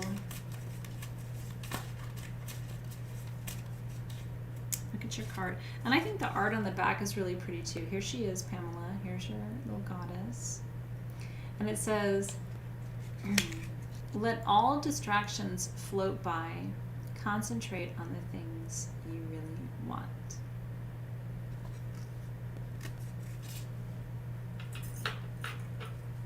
Have you been concentrating on things you don't want? It's funny because the spirit guides are talking about that. Let go of fear, Pamela. Don't always go to the worst case scenario. This is what the guides are saying. Like, what if the best thing happens? Co-creation needs to happen from that place of like what's possible, positively speaking. So it's really important for you to focus on what you want to experience, create, and grow. All right, Tanya Kern, Tanya. I'm going to get to as many of you tonight as I can, so I'm so super glad you're here.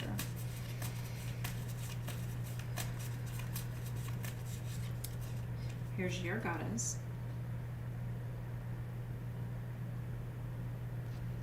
And here's your card, Tanya. Control your emotions. Feel them, shift them, elevate them. Be a master. No pressure. It's really true, though, Tanya. And what I'm feeling for you, too, Tanya Kern, is let your emotions guide you. Don't let them rule you, right? They can be a source of information. They don't have to be a source of direction. So let the wisdom come in. This is what the guides are saying. Let the wisdom flow, but don't necessarily take it as a rule, right? It's like, okay, well, so I'm sensing this, but then it can be a guide, but it doesn't have to direct my path or the outcome. It feels really important for you. Okay. Karen Motes. I've been in a funk all day. Let's do this. Let's come out of your funk. Are you feeling better after the journey? Karen. Let's see what the cards have to say.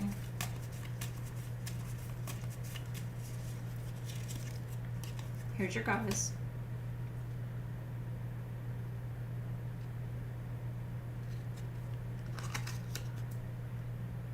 Let go of yesterday, as what you do right now is more important. Yeah, it's interesting. The guides are like presence, you know? It's interesting. The guides are talking about letting go of past choices or decisions that you've made. Is there energy around that? Like, don't hold on to that. Every day really is a new beginning. That's why we have a diurnal cycle, right? Morning and night.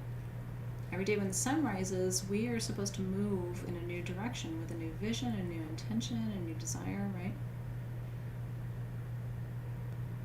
So what will you do with a new beginning if you're in a funk, right? Starting tomorrow with a new vision, new intention, new focus. All right, Nikki Gagliardi. Let's see. Would love a reading. Permission to move energy. Thank you for that, darling. All right, Nikki. Let's see what's coming up for you. What does Nikki need to know?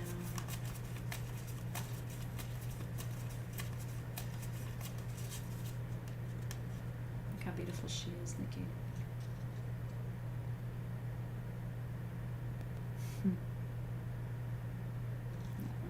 Here's your card. You are royal.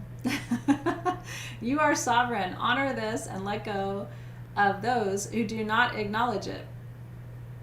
How about that? Holy shit. The guides are talking about what you deserve in relationship.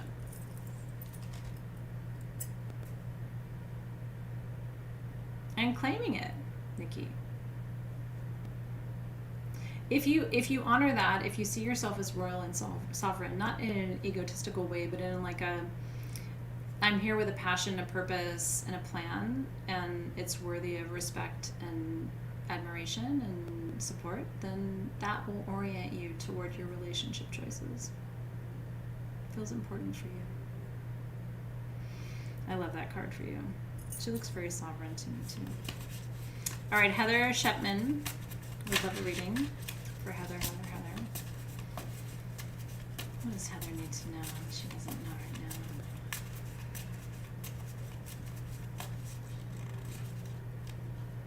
All the goddesses are beautiful.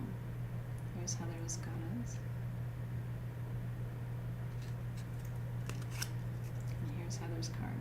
Don't compare yourself to others. Smile and be content with your natural beauty. It's true. There's no one like you, Heather. That's what the guides are saying.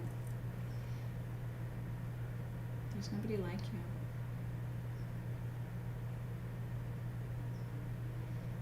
you. You know, if each one of us really understood how unique and special and sovereign and magical and powerful we are, then we would move and act and behave really differently.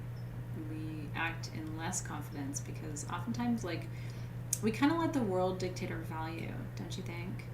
Like, we let the world define us and say, well, you're this or you're that. But it's important for you to define who you are. Give yourself a title. And I say that, you know, it's funny, Heather. It's funny that this comes up because people will say, well, I don't know how to define myself. Like, am I a medicine woman? Am I like a shaman? Am I a witch? Am I a. And it's like, you don't have to put yourself into easily describable boxes, you know, at least not to me. But I do think it's important to have like I always say, well, I'm a spiritual teacher. That box actually feels like it resonates with me, and it's not too tight for me. When I would say, well, I'm a shaman, that always felt kind of weird to me. And then if I would say, and you know, and other titles and descriptions never really kind of fit, but figure out what yours is, Heather, and see if defining that part of you would actually really feel comforting to you. Hi Lala Vigil. She said, would love my first reading after today's powerful journey. I would love to do it for you. So la la la la la la la la. Let's see what card is coming through for you today. After today's powerful reading, what do you need to know that you don't know right now?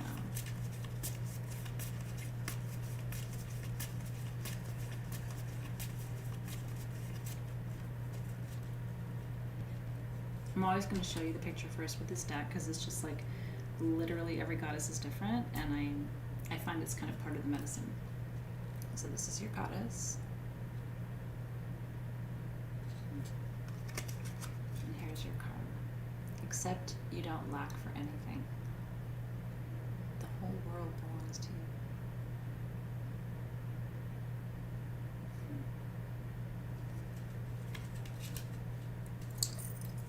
Most of us think we're missing something.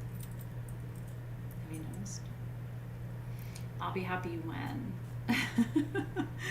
and then we get to a point where we realize getting the things we think we want is really not gonna make us happy. So it's time to look within. Because you already have what you need.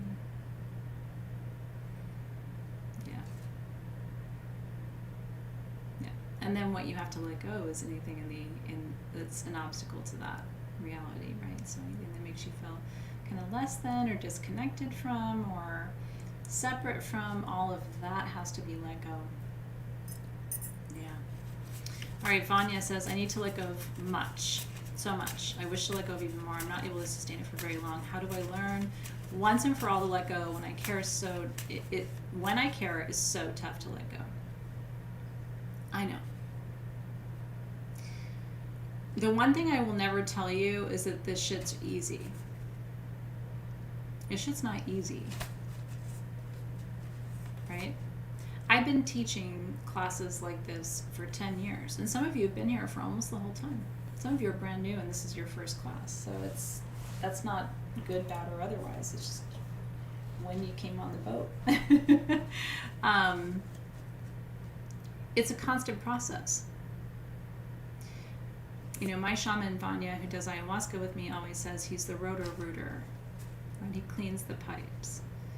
But he always says, he said this to me a month ago when he was here, you know, I'm going to clean your pipes today, but if I come back tomorrow, I'm going to have to clean them again.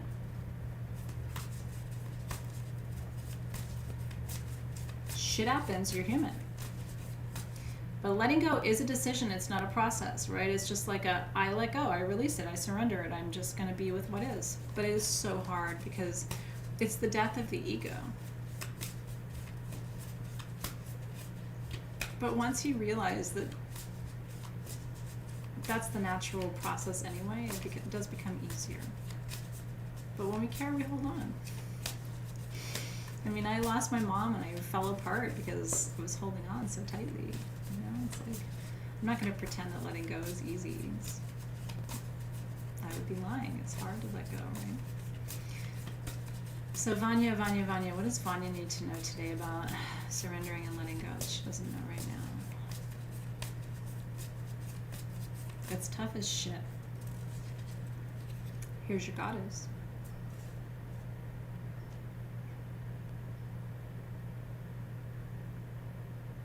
She's like, it's tough as shit, Vanya.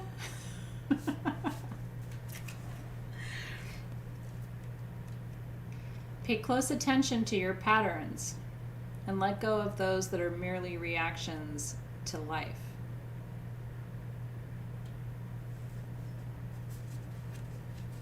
That's interesting, isn't it? It's pretty specific. What patterns are you in, Vanya, that are just reactions to life?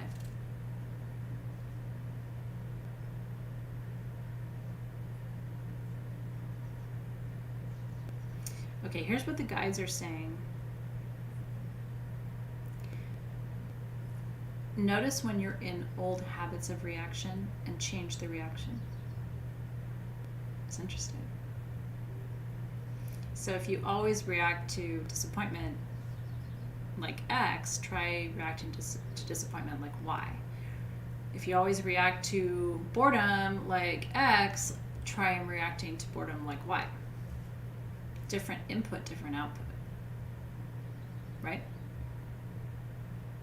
It's interesting. So to your question, how do I learn once and for all to let go? Try changing your reaction. Right? So many of us have like adolescent kids, right, who can be huge jerks. Okay, well, every time they're shitty or disrespectful, change your reaction. Different input, different output. It's worth considering, right? Your husband, your partner, whatever, always says X to you when you do Y. Well, change your reaction. Not manipulatively, but just to try and shift the energy, right? Because if you keep doing the same thing, the definition of insanity is doing the same thing and expecting a different outcome, right? So if you do something different, you're going to get a different outcome. Potentially could be really helpful. Emily Butler, birthday reading, permission granted to move energy. She got a message tonight that in the north, want more info. Okay, I'm in Emily. Let's see what's coming through for you. Happy birthday to you. What does Emily need to know that she doesn't know right now?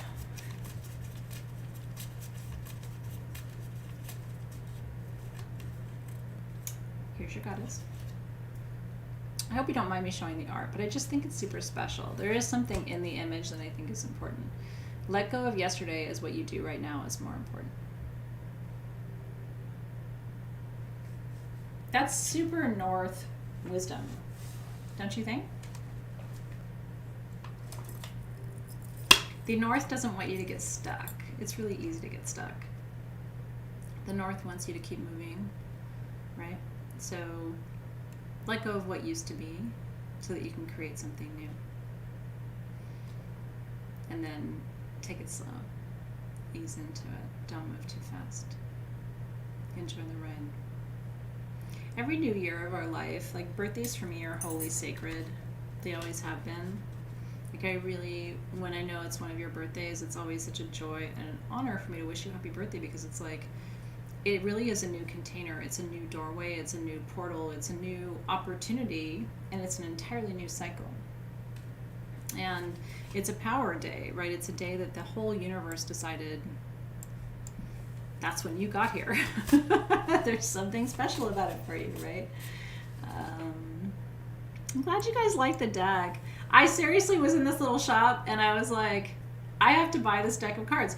So I was in this little shop, had this little deck of cards. Zoe was in a dance class, so I was like kind of just in the neighborhood shopping. And I honestly, like I had just worked out and I was kind of sweaty and I had my sunglasses on and I'm buying the deck and the woman goes, "Are you Sage Goddess?" I was like, oh shit. So I looked at her and I'm like, I am, but I look like shit. She goes, I kind of look like that you look like shit. I was like, yeah, I just wanted to find a new deck and my daughter's in a dance class right now. And she was like, this is really exciting. So anyway, it was a fun little opportunity for me too. All right. Tanya Stinich says, I would appreciate my first reading. Let's do it, Tanya. From such a great deck, right? So Tanya, let's see what's coming up for you. For your first reading, what does Tanya need to know that she doesn't know right now?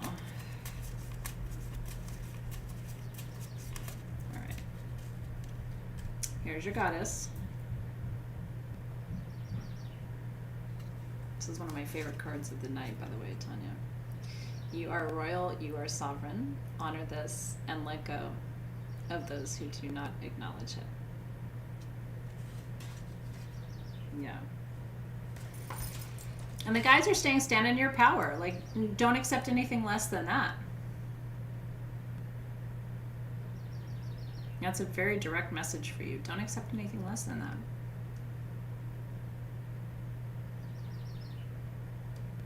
And that's not being difficult, that's being authentic, right? It's just saying, no, I'm worthy of this, and this is what I'm willing to entertain. It's holding a boundary. Certain people in your life need that little 411. Okay. Michelle Stabile says, love my first soul shift reading. Any guidance on my purpose? Let's do it. Hi, Michelle. Let's see what's coming through for your purpose tonight, Michelle. What does she need to know from these divine goddesses?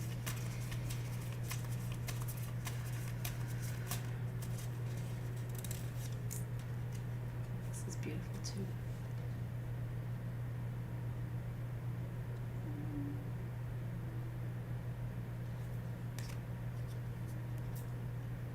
Reach, stretch, breathe, believe. What can you let go of to feel maximum joy?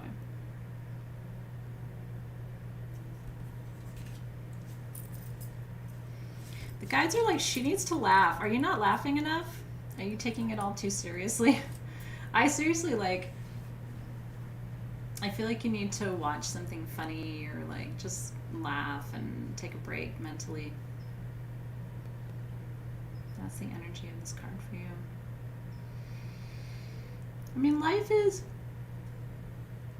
I always yawn after Journey. Life is serious, you know what I mean? It is, and it's heavy, and then it's not. We're also here to laugh and enjoy and like space out and take in beauty and relax and sleep and restore and renew. And this is the season, Michelle. I mean, if you're ever going to do any of that work, this is it. Like that whole restore, renew energy is springtime energy.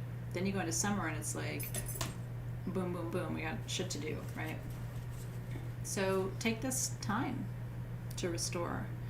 And what that looks like for you, Michelle, could be a lot of different things, because the guides are saying like part of you to restore, renew has to start something fresh. This is what the guides are saying. And then the guides are also saying part of like restore, renew for you has to be like going back and fixing something. You have like fixer energy.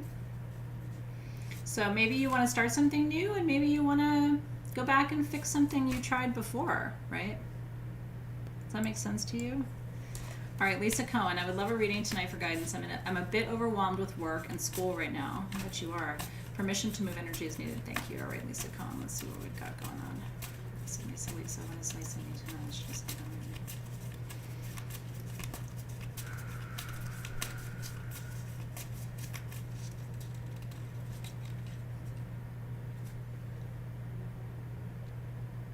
I like this one a lot.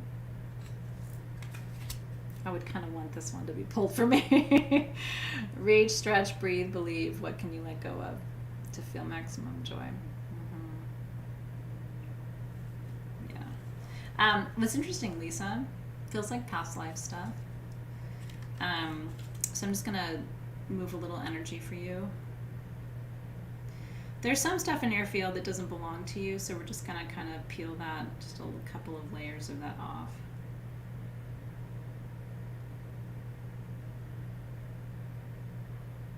Yeah, that feels like somebody else's energy. That's kind of heavy.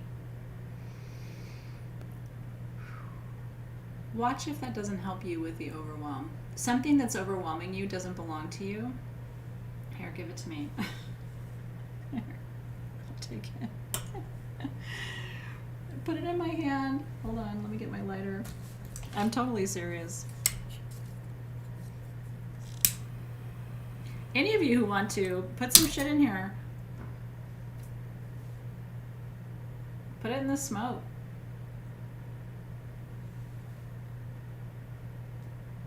It's very important.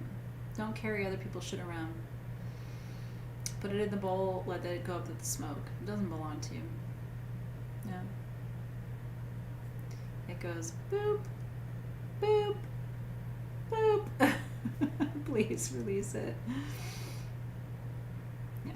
Something you're holding on to just doesn't belong to you. So just put that in the God box and try to be really conscious of only carrying around, holding on to, thinking about, worrying about, losing sleep over things that really need your specific frequency and attention, because a lot of us as empaths, it's so easy for us to go, oh, Dorothy Merrill, I'll take your stuff and hold it. And it's like, we don't even realize we're holding it. And then it's like, well, why do I feel like this? And it's like, well, you're holding other people's stuff. And it doesn't, nothing against Dorothy and nothing against me, right, as an empath, but it's just like what we kind of naturally do. You have to learn as an empath not to take somebody else's stuff on as your own, but to create a pathway for it to be released. You're here as a composter. You're not here as a Home Depot, right? Your goal at the end of your life should not be to have spiritual shelves that are full of other people's shit. Your goal at the end of your life should be to say, look how much I composted for people. I didn't take anything on, but I made space, right? So speaking of Dorothy Merrill, because I called you out, and not just because I was looking at you, but you know what I mean? Like, a lot of times empaths, we feel like we're doing a super good job if we hold other people's stuff. Oh, like, oh, give it to me, I'm going to hold it. And then we're like, God, I feel really heavy and weighed down, and my shoulder's hurting, and my back's hurting, and my stomach's hurting. And it's like, yeah. It's not your job. All right, Dorothy Merrill. What does Dorothy need to know? That actually she needs to know tonight that she doesn't know right now. Dorothy.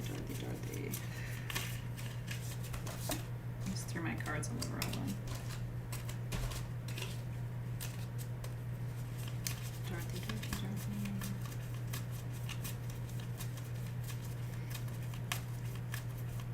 So much energy, I'm yawning.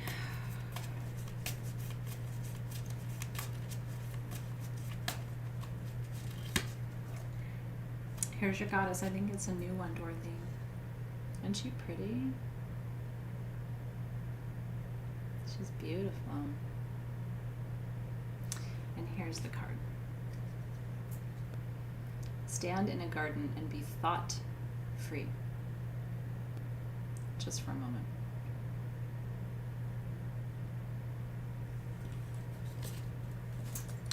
Hard to do that, isn't it? Not to have a thought.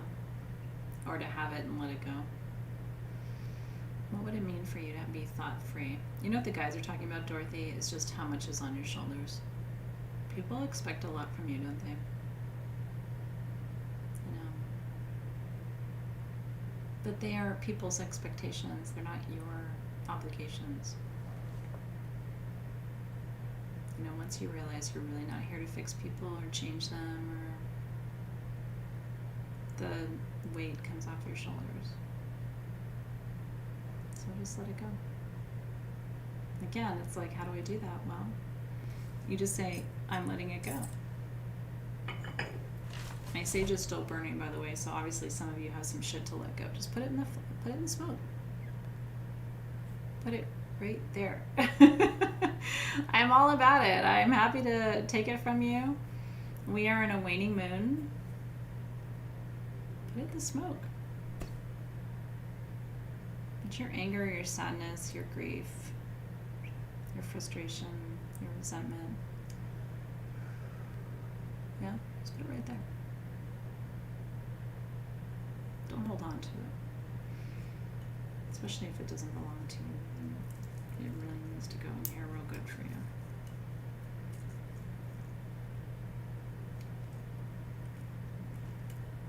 Sometimes you just need permission. You know, again, I think so many of us have been raised culturally and sociologically to think that, like, if we're a strong person, then we can take on a lot.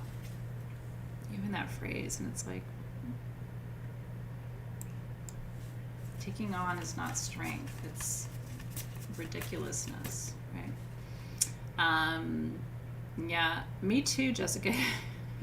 I'm so done with it. Hey, self-centered, can you just remind me of your name, because when I do a reading, I do like to have like your first name, just energetically. So just remind me. Hillary, may I please have a reading? You have permission to move energy.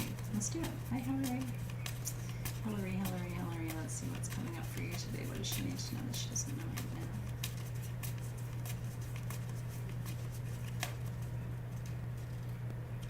Talk about another gorgeous card.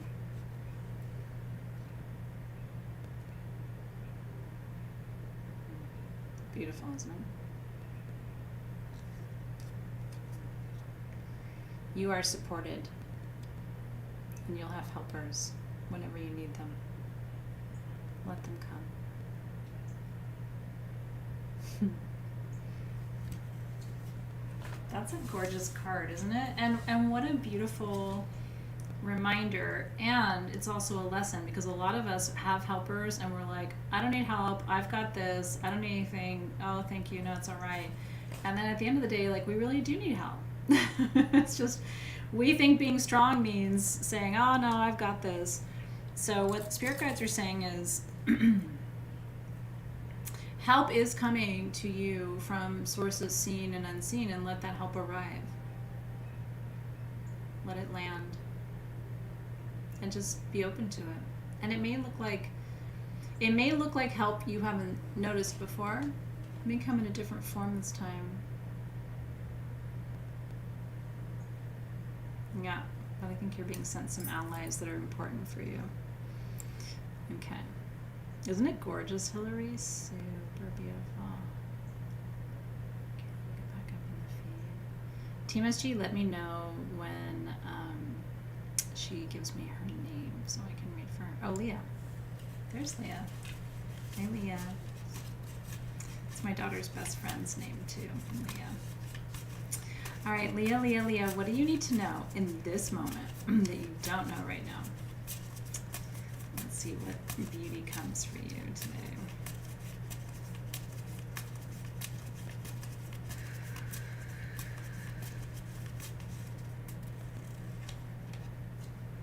Here's your beauty. And here is your card. This is a gorgeous card, by the way. Lie in the sun, Leah, and feel warmth in your heart. What does the goddess of the sun ask of you? Finding your light is what the guides are talking about. The guides are talking about you doing a lot of soul work and a lot of shadow work. And when we get done with our shadow work, we always have to like swing the pendulum back. I didn't know this, by the way, when I started doing shadow work. I had a great shadow work teacher, but the one thing she did not tell us, it's all my white sage smoke. The one thing my shadow work teacher did not tell us, which I think was an error, was that when you're doing shadow work, the pendulum goes zoop, and you have to consciously bring the pendulum back to the light. Otherwise, it's a very slow journey back from shadow to light. And if you just let the universe kind of do it on its own time, it can take a really long time. So it's about consciously returning to the light, which feels really important to you.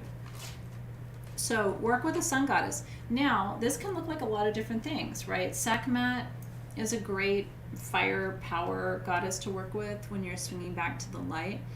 I also like to work with Mary, La Madre, when I'm working with light energy. Some people like to work with Kuan Yin, who's beautiful too, as such a bodhisattva of compassion.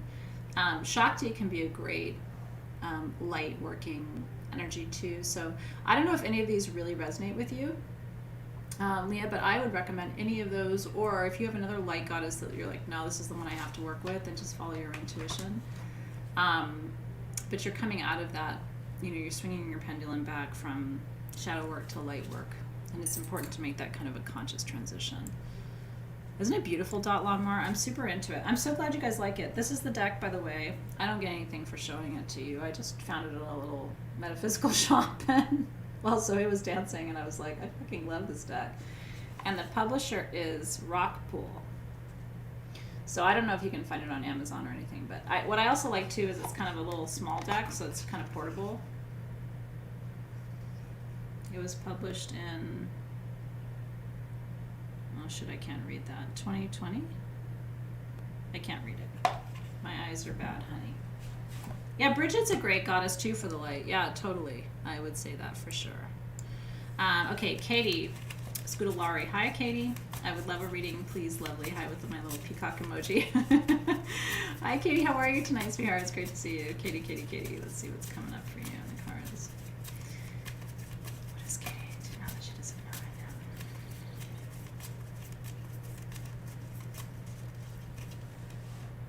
Here's your goddess. Beautiful with the butterfly. And then here's your card. Discard any fears of success and be willing to offer more than is expected of you.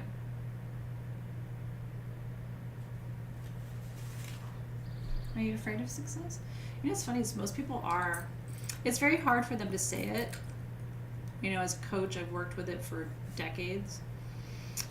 Even before Sage Goddess, I was an executive coach, and I was constantly telling people, I think you're afraid of winning. I think you're afraid of succeeding because it's going to require more of you and you're kind of in your comfort zone. And it was always hard to give people that feedback. Are you afraid of success? Success does ask more of you, but it also provides more to you. And success looks like different things for different people. One of the messages I'm feeling like I need to tell you, Katie, is that your success doesn't have to look like other people's success. There are people who look at me and my work with Sage Goddess and they're like, I wouldn't want any part of that. And I'm always like, well, this is my vision, right? Like, maybe you don't want to work with this many people, or you don't want to, you know, it's like you want something different. So why don't you create what you want to create, right? Like your life and your path and your success doesn't have to look like anybody else's. You can create your own way. Let me just say this really quick. The guides are very clear about this. My pendulum, you should see it, is just like swinging, Katie. You're in a particular window. Do you know when you're, can you please look into Jupiter transits in your astrological chart? 2023, 24, 25. You have some energy coming up in the next like 3 years, and the guides are like, please tell her this. Get your chart done and look at Jupiter in particular, because you've got like some portals for success and growth and stuff that you won't always have. It doesn't mean that you can't make big things happen other times, but there's a little bit of like, there's like a cosmic kind of push behind you, and I wouldn't want you to miss that. So there's, just take a look at some astrological transits that are happening for you right now, because I think it would be really important. Hey, Stormy Henry. She says, I usually miss live readings. May I have some guidance, permission to move energy? Thank you, Stormy. I'm so glad you're here. Sometimes when you guys are here, yeah, take a look at that for Jupiter transits, Katie. It feels really important for you. So Stormy, Stormy, Stormy. What does Stormy need to know right now? Stormy doesn't need to know. Or doesn't know yet.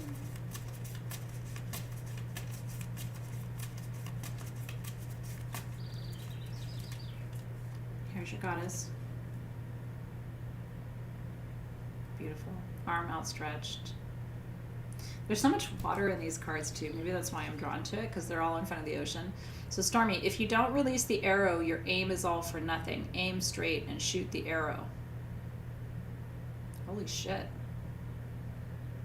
If that isn't some direct wisdom from the from the universe, like, the guides are saying it is time. You're procrastinating on something, and you need to not procrastinate. You know what they're talking about? They say you know, they know what, they say you know what they're talking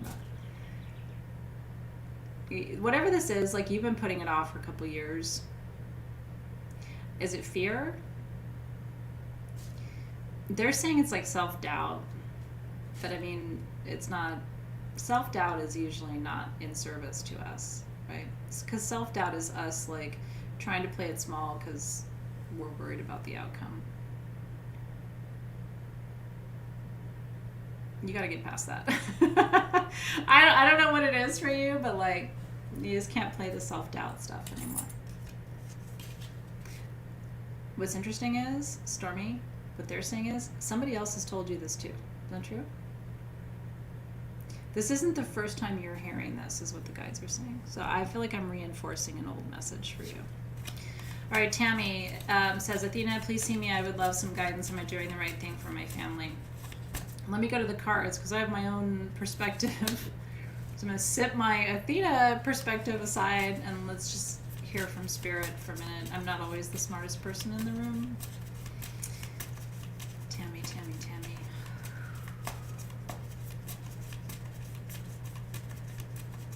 What's Tammy need to know?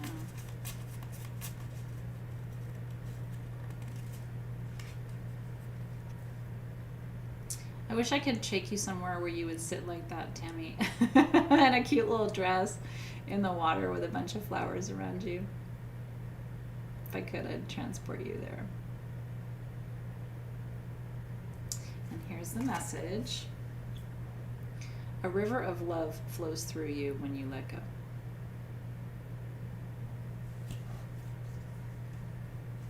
Doesn't that kind of tell you what you need to know?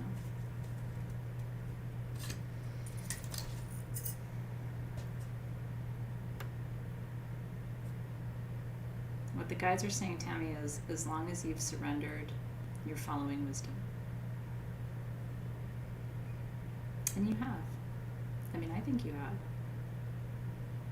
Right? When you let go, it falls into place. See where it leads you. Just put your feet in the water and like when we're little, when we're little, we don't overthink, it's like we learn how to overthink as adults. It takes the magic out of things, Carla Davis. First ever reading. I'm a little stuck just now. I'm working on letting things go. Feel free to move any energy you think needs to be moved. Thank you, darling. For Carla. Let's see what's coming up.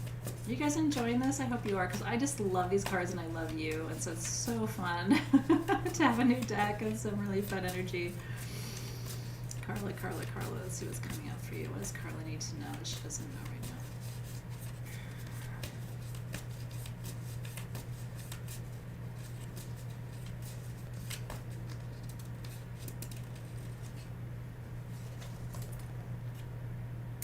Here's your goddess. She looks so stressed out.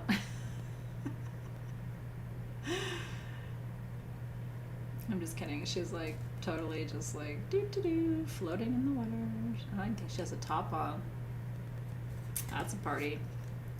Here's your card. Surrender to the pulse that moves you toward your creative destiny, a life of great purpose. Surrender to the pulse.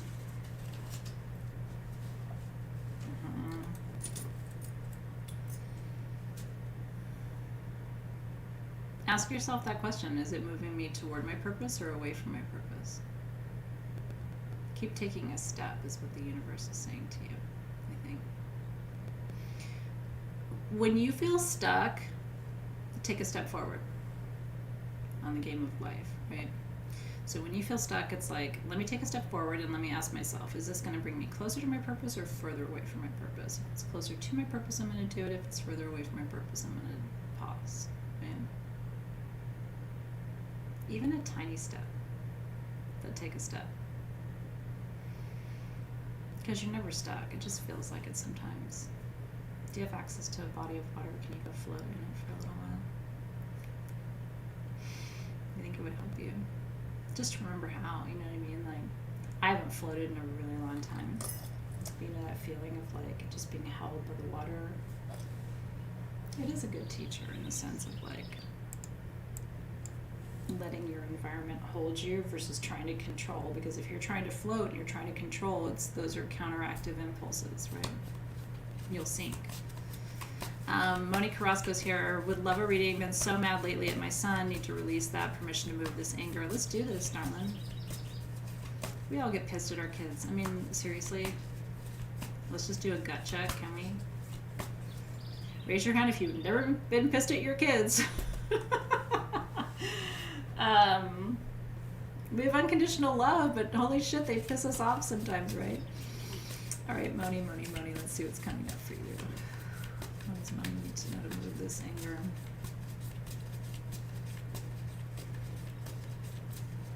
A lot of times in my world, Moni, the shit that pisses me off the most is when they remind me of me the most.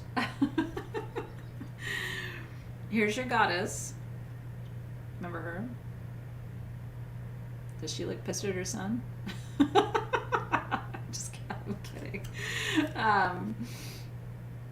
A river of love flows through you when you let go. Right? So let's move that. Let's go to the chords in your heart real quick. Just do it with me. Just a little tapping on your heart space. Stay with your breath. Let's find that little chord in your heart that's kind of angry, tense. Let's find where it's sitting.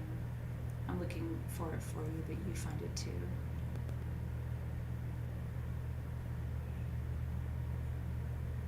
And then let's just, almost like pulling a weed out of a garden, right? Like, let's just pull that cord. Let's breathe and just, on the exhale, let's just release. And let's envision that cord going back down to the center of the earth, like the Aztecs, right? Just get it back to Pachamama. Just track it down to the center of the earth. And imagine just a ray of beautiful pink light coming and replacing that. You feel it? Mine's tender. You can feel it. It's almost like a pain right there. Shaman will say that. They call these darts. They'll say when you find the dart, it hurts. Very tender. So let's just pull in a lot of pink light, a lot of green light to heal it, pink light to seal it, right? You can call in black light to clear it. But make sure you put that dart into the earth. Just touch your right hand down to the center of the earth, which will place it there. And then notice, like, I don't have the tenderness now. Do you feel it? You feel that? I think we moved it. But I see you. Okay. All right, Marty Seidel. Athena, I would love to know what I need to let go of right now. Permission to move energy if needed. Thank you so much. Let's do this. Hey, Marty. Marty. What does Marty need to know right now that she doesn't even know?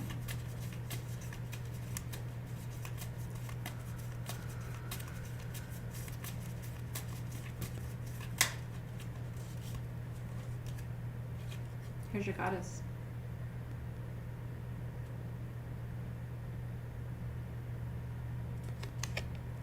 Here's your card. Find a place of solitude and listen to the goddess of the moon. Is she calling from more love?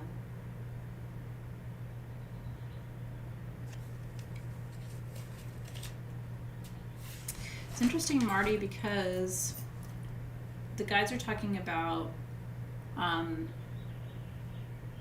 almost the same energy. It's like there's a little bit of an edge in you that served you at one point but isn't kind of serving you right now. Does that make sense to you? It's like you had to have that. I don't know if it was for protection or for strength or something, but there's a little bit of like a tough. I've had it at different points in my life where I thought I had to be like tough or whatever. I'm feeling like you need to move that and just, again, replacing it with softness. So same exercise would apply to you, right? Like going into the heart space, figuring out where that dart or that energy is, and then just giving it permission to move, pulling it and placing it, right, to Pachamama, and then calling in other light rays to replace it. So pink light, green light, golden light. They're showing me like a golden light for you because this is about your power. And then just, you'll know when you've cleared it because it won't have the tenderness around it. You don't need that edge anymore. I mean, and again, I get it. Like at certain points in our lives, we need it and it makes sense. And people respect us more and all those things. And then we get to a point where it's not serving us anymore. So,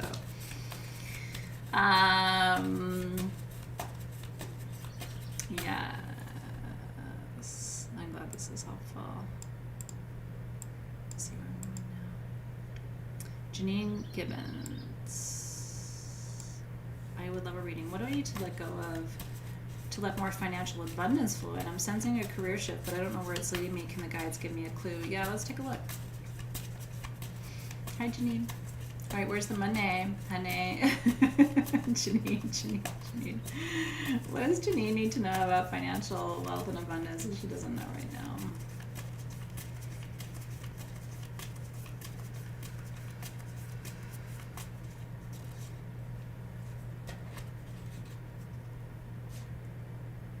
Look at her.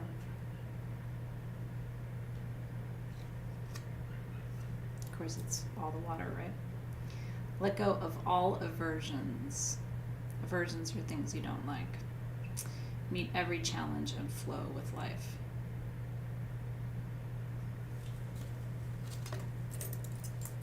You know what the guides are saying?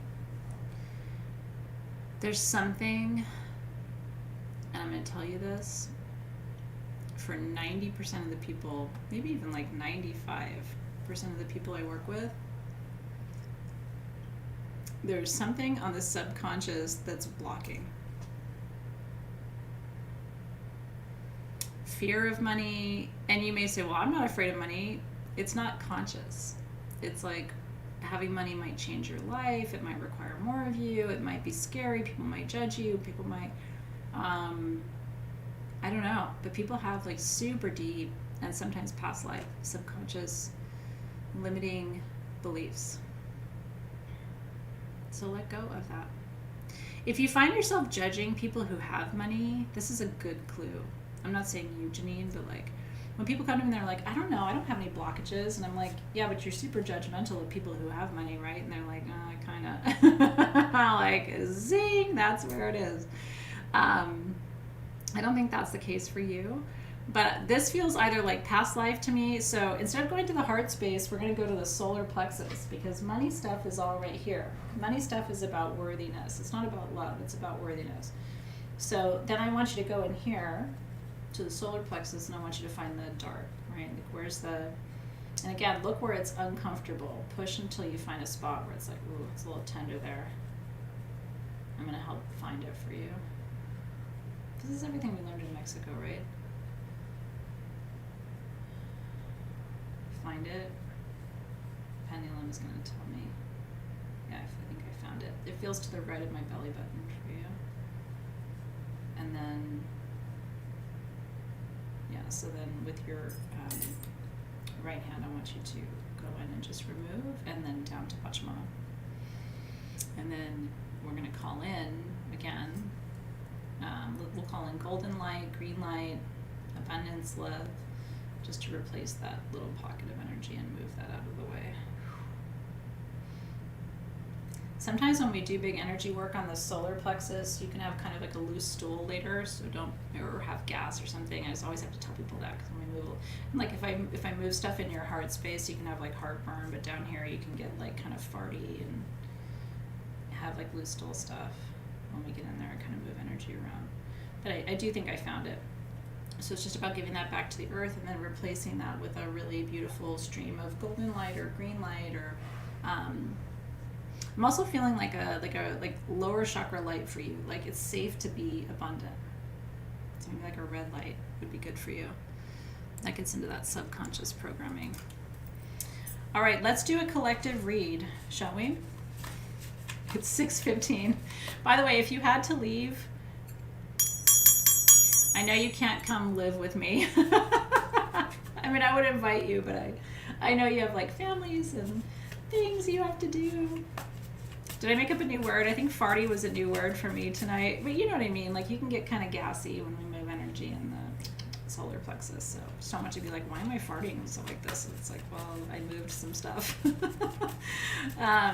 So let's do a collective read. This is for everybody. So if I haven't read for you tonight, then I'm reading for you now. I'm going to include myself in it. I'm going to include Karen and Alexis. So this is a card for everybody who's here now and everybody who will watch later.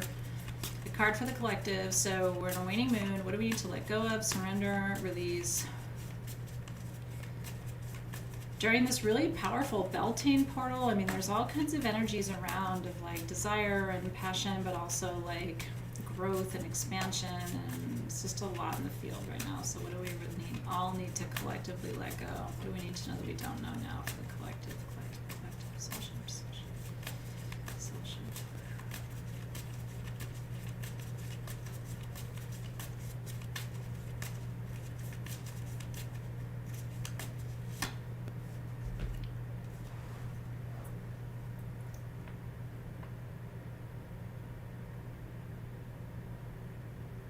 Isn't she pretty?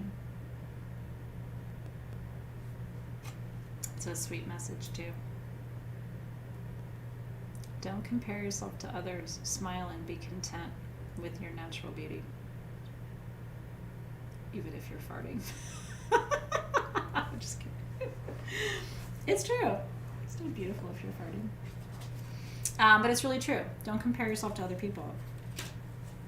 The guides are saying to pull a second card too. Hold on, let me pull it for the collective, the collective, collective. What else? What's the second card that we need to see? Everyone is here now. Nobody has a watch later, but we need to know every time right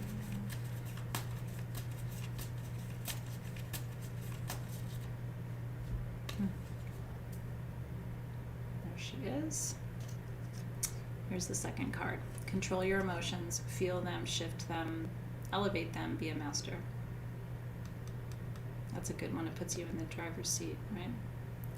Take control. You decide. That's what the guides are saying. You decide. How you feel, how you react, how you perceive. You decide.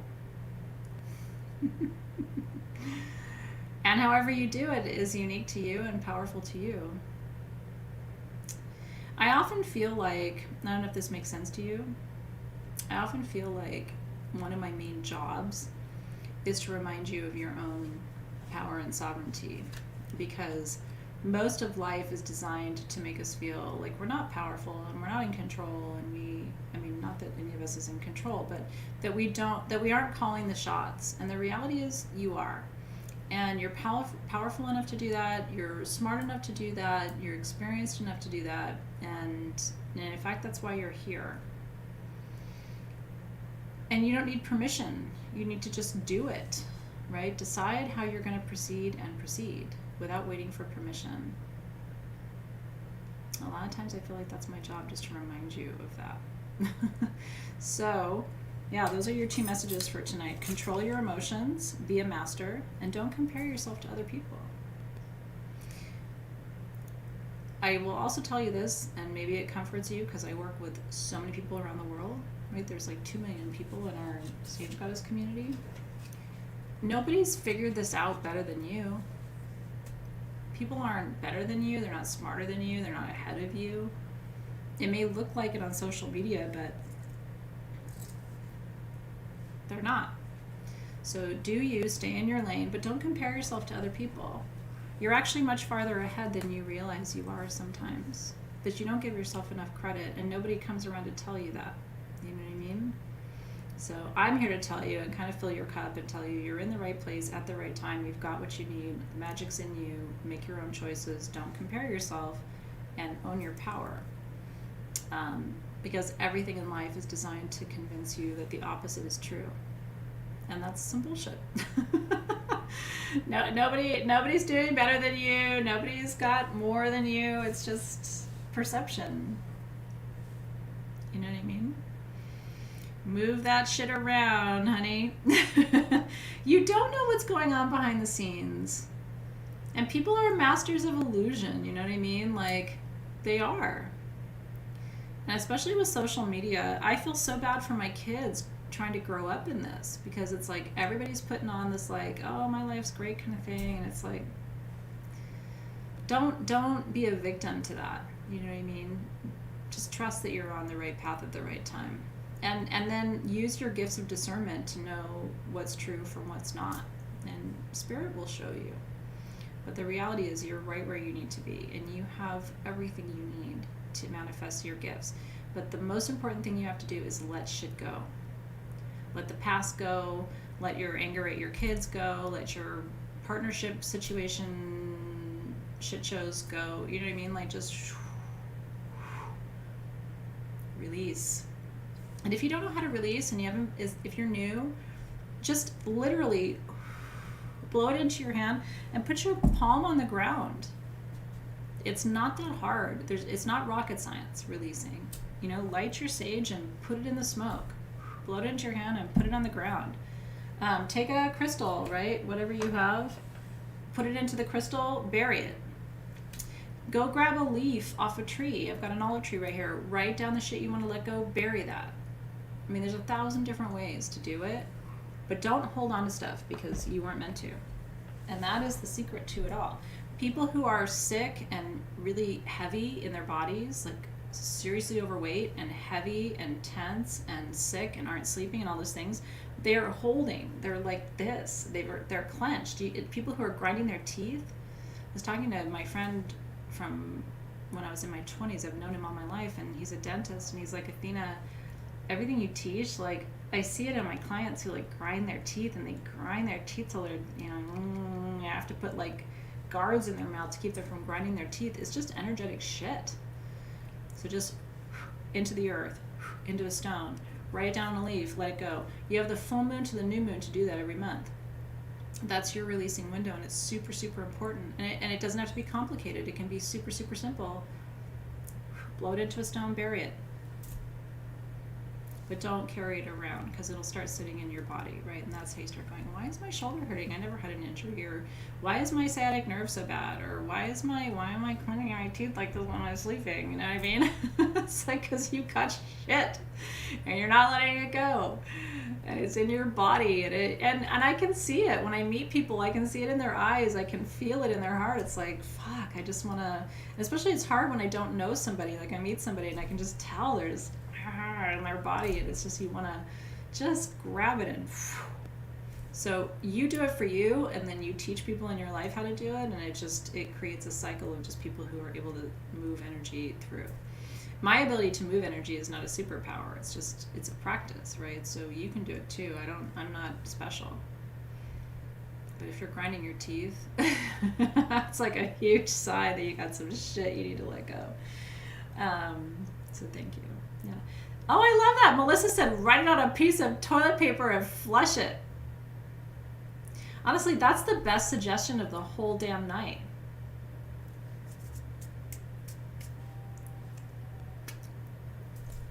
Flush it. When a problem comes along, you must flush it. And you know what happens, Beth, is you start clearing your energy, and then your friends are like, what did you do? You're different. And you're like, I wrote my problems down on a piece of toilet paper and I flushed them. It's like, I want to do that. It's really true. Anyway. People always tell me, well, I don't have a bathtub, I don't have this, I don't have that. They can't tell me they don't have a toilet. Most of you have a toilet. Guess what your homework is? That was really good. Well, it's true. And Hillary said, I don't want to be an influencer. And it's like, you know what? You don't have to be an influencer. Do you know who the real influencers are? People who do their shit. People who do their work. Those are the influencers. The people who are out there going, here are 5 steps to this, or here are 3 tools for that. They're not influencers. The people who are influencers, you want to follow them because you can tell they've figured some shit out and it's working for them. That's what influence is. I call it indirect influence. Direct influence is when you go, here are the 5 tips to removing energy. You know what I mean? And you're like, this is super boring. But then you see somebody and you're like, I can tell that they're doing their work. I want to be like that. That's an influencer. Anyway. All right, you guys. Mwah. Thank you, Team SG. I know we went way over time, but I started late and we had technological problems. So thank you for being here. From 4 to 5 p.m. tomorrow, do you know about this? I'm doing a little mini live for you about your manifestation blueprint for 2022.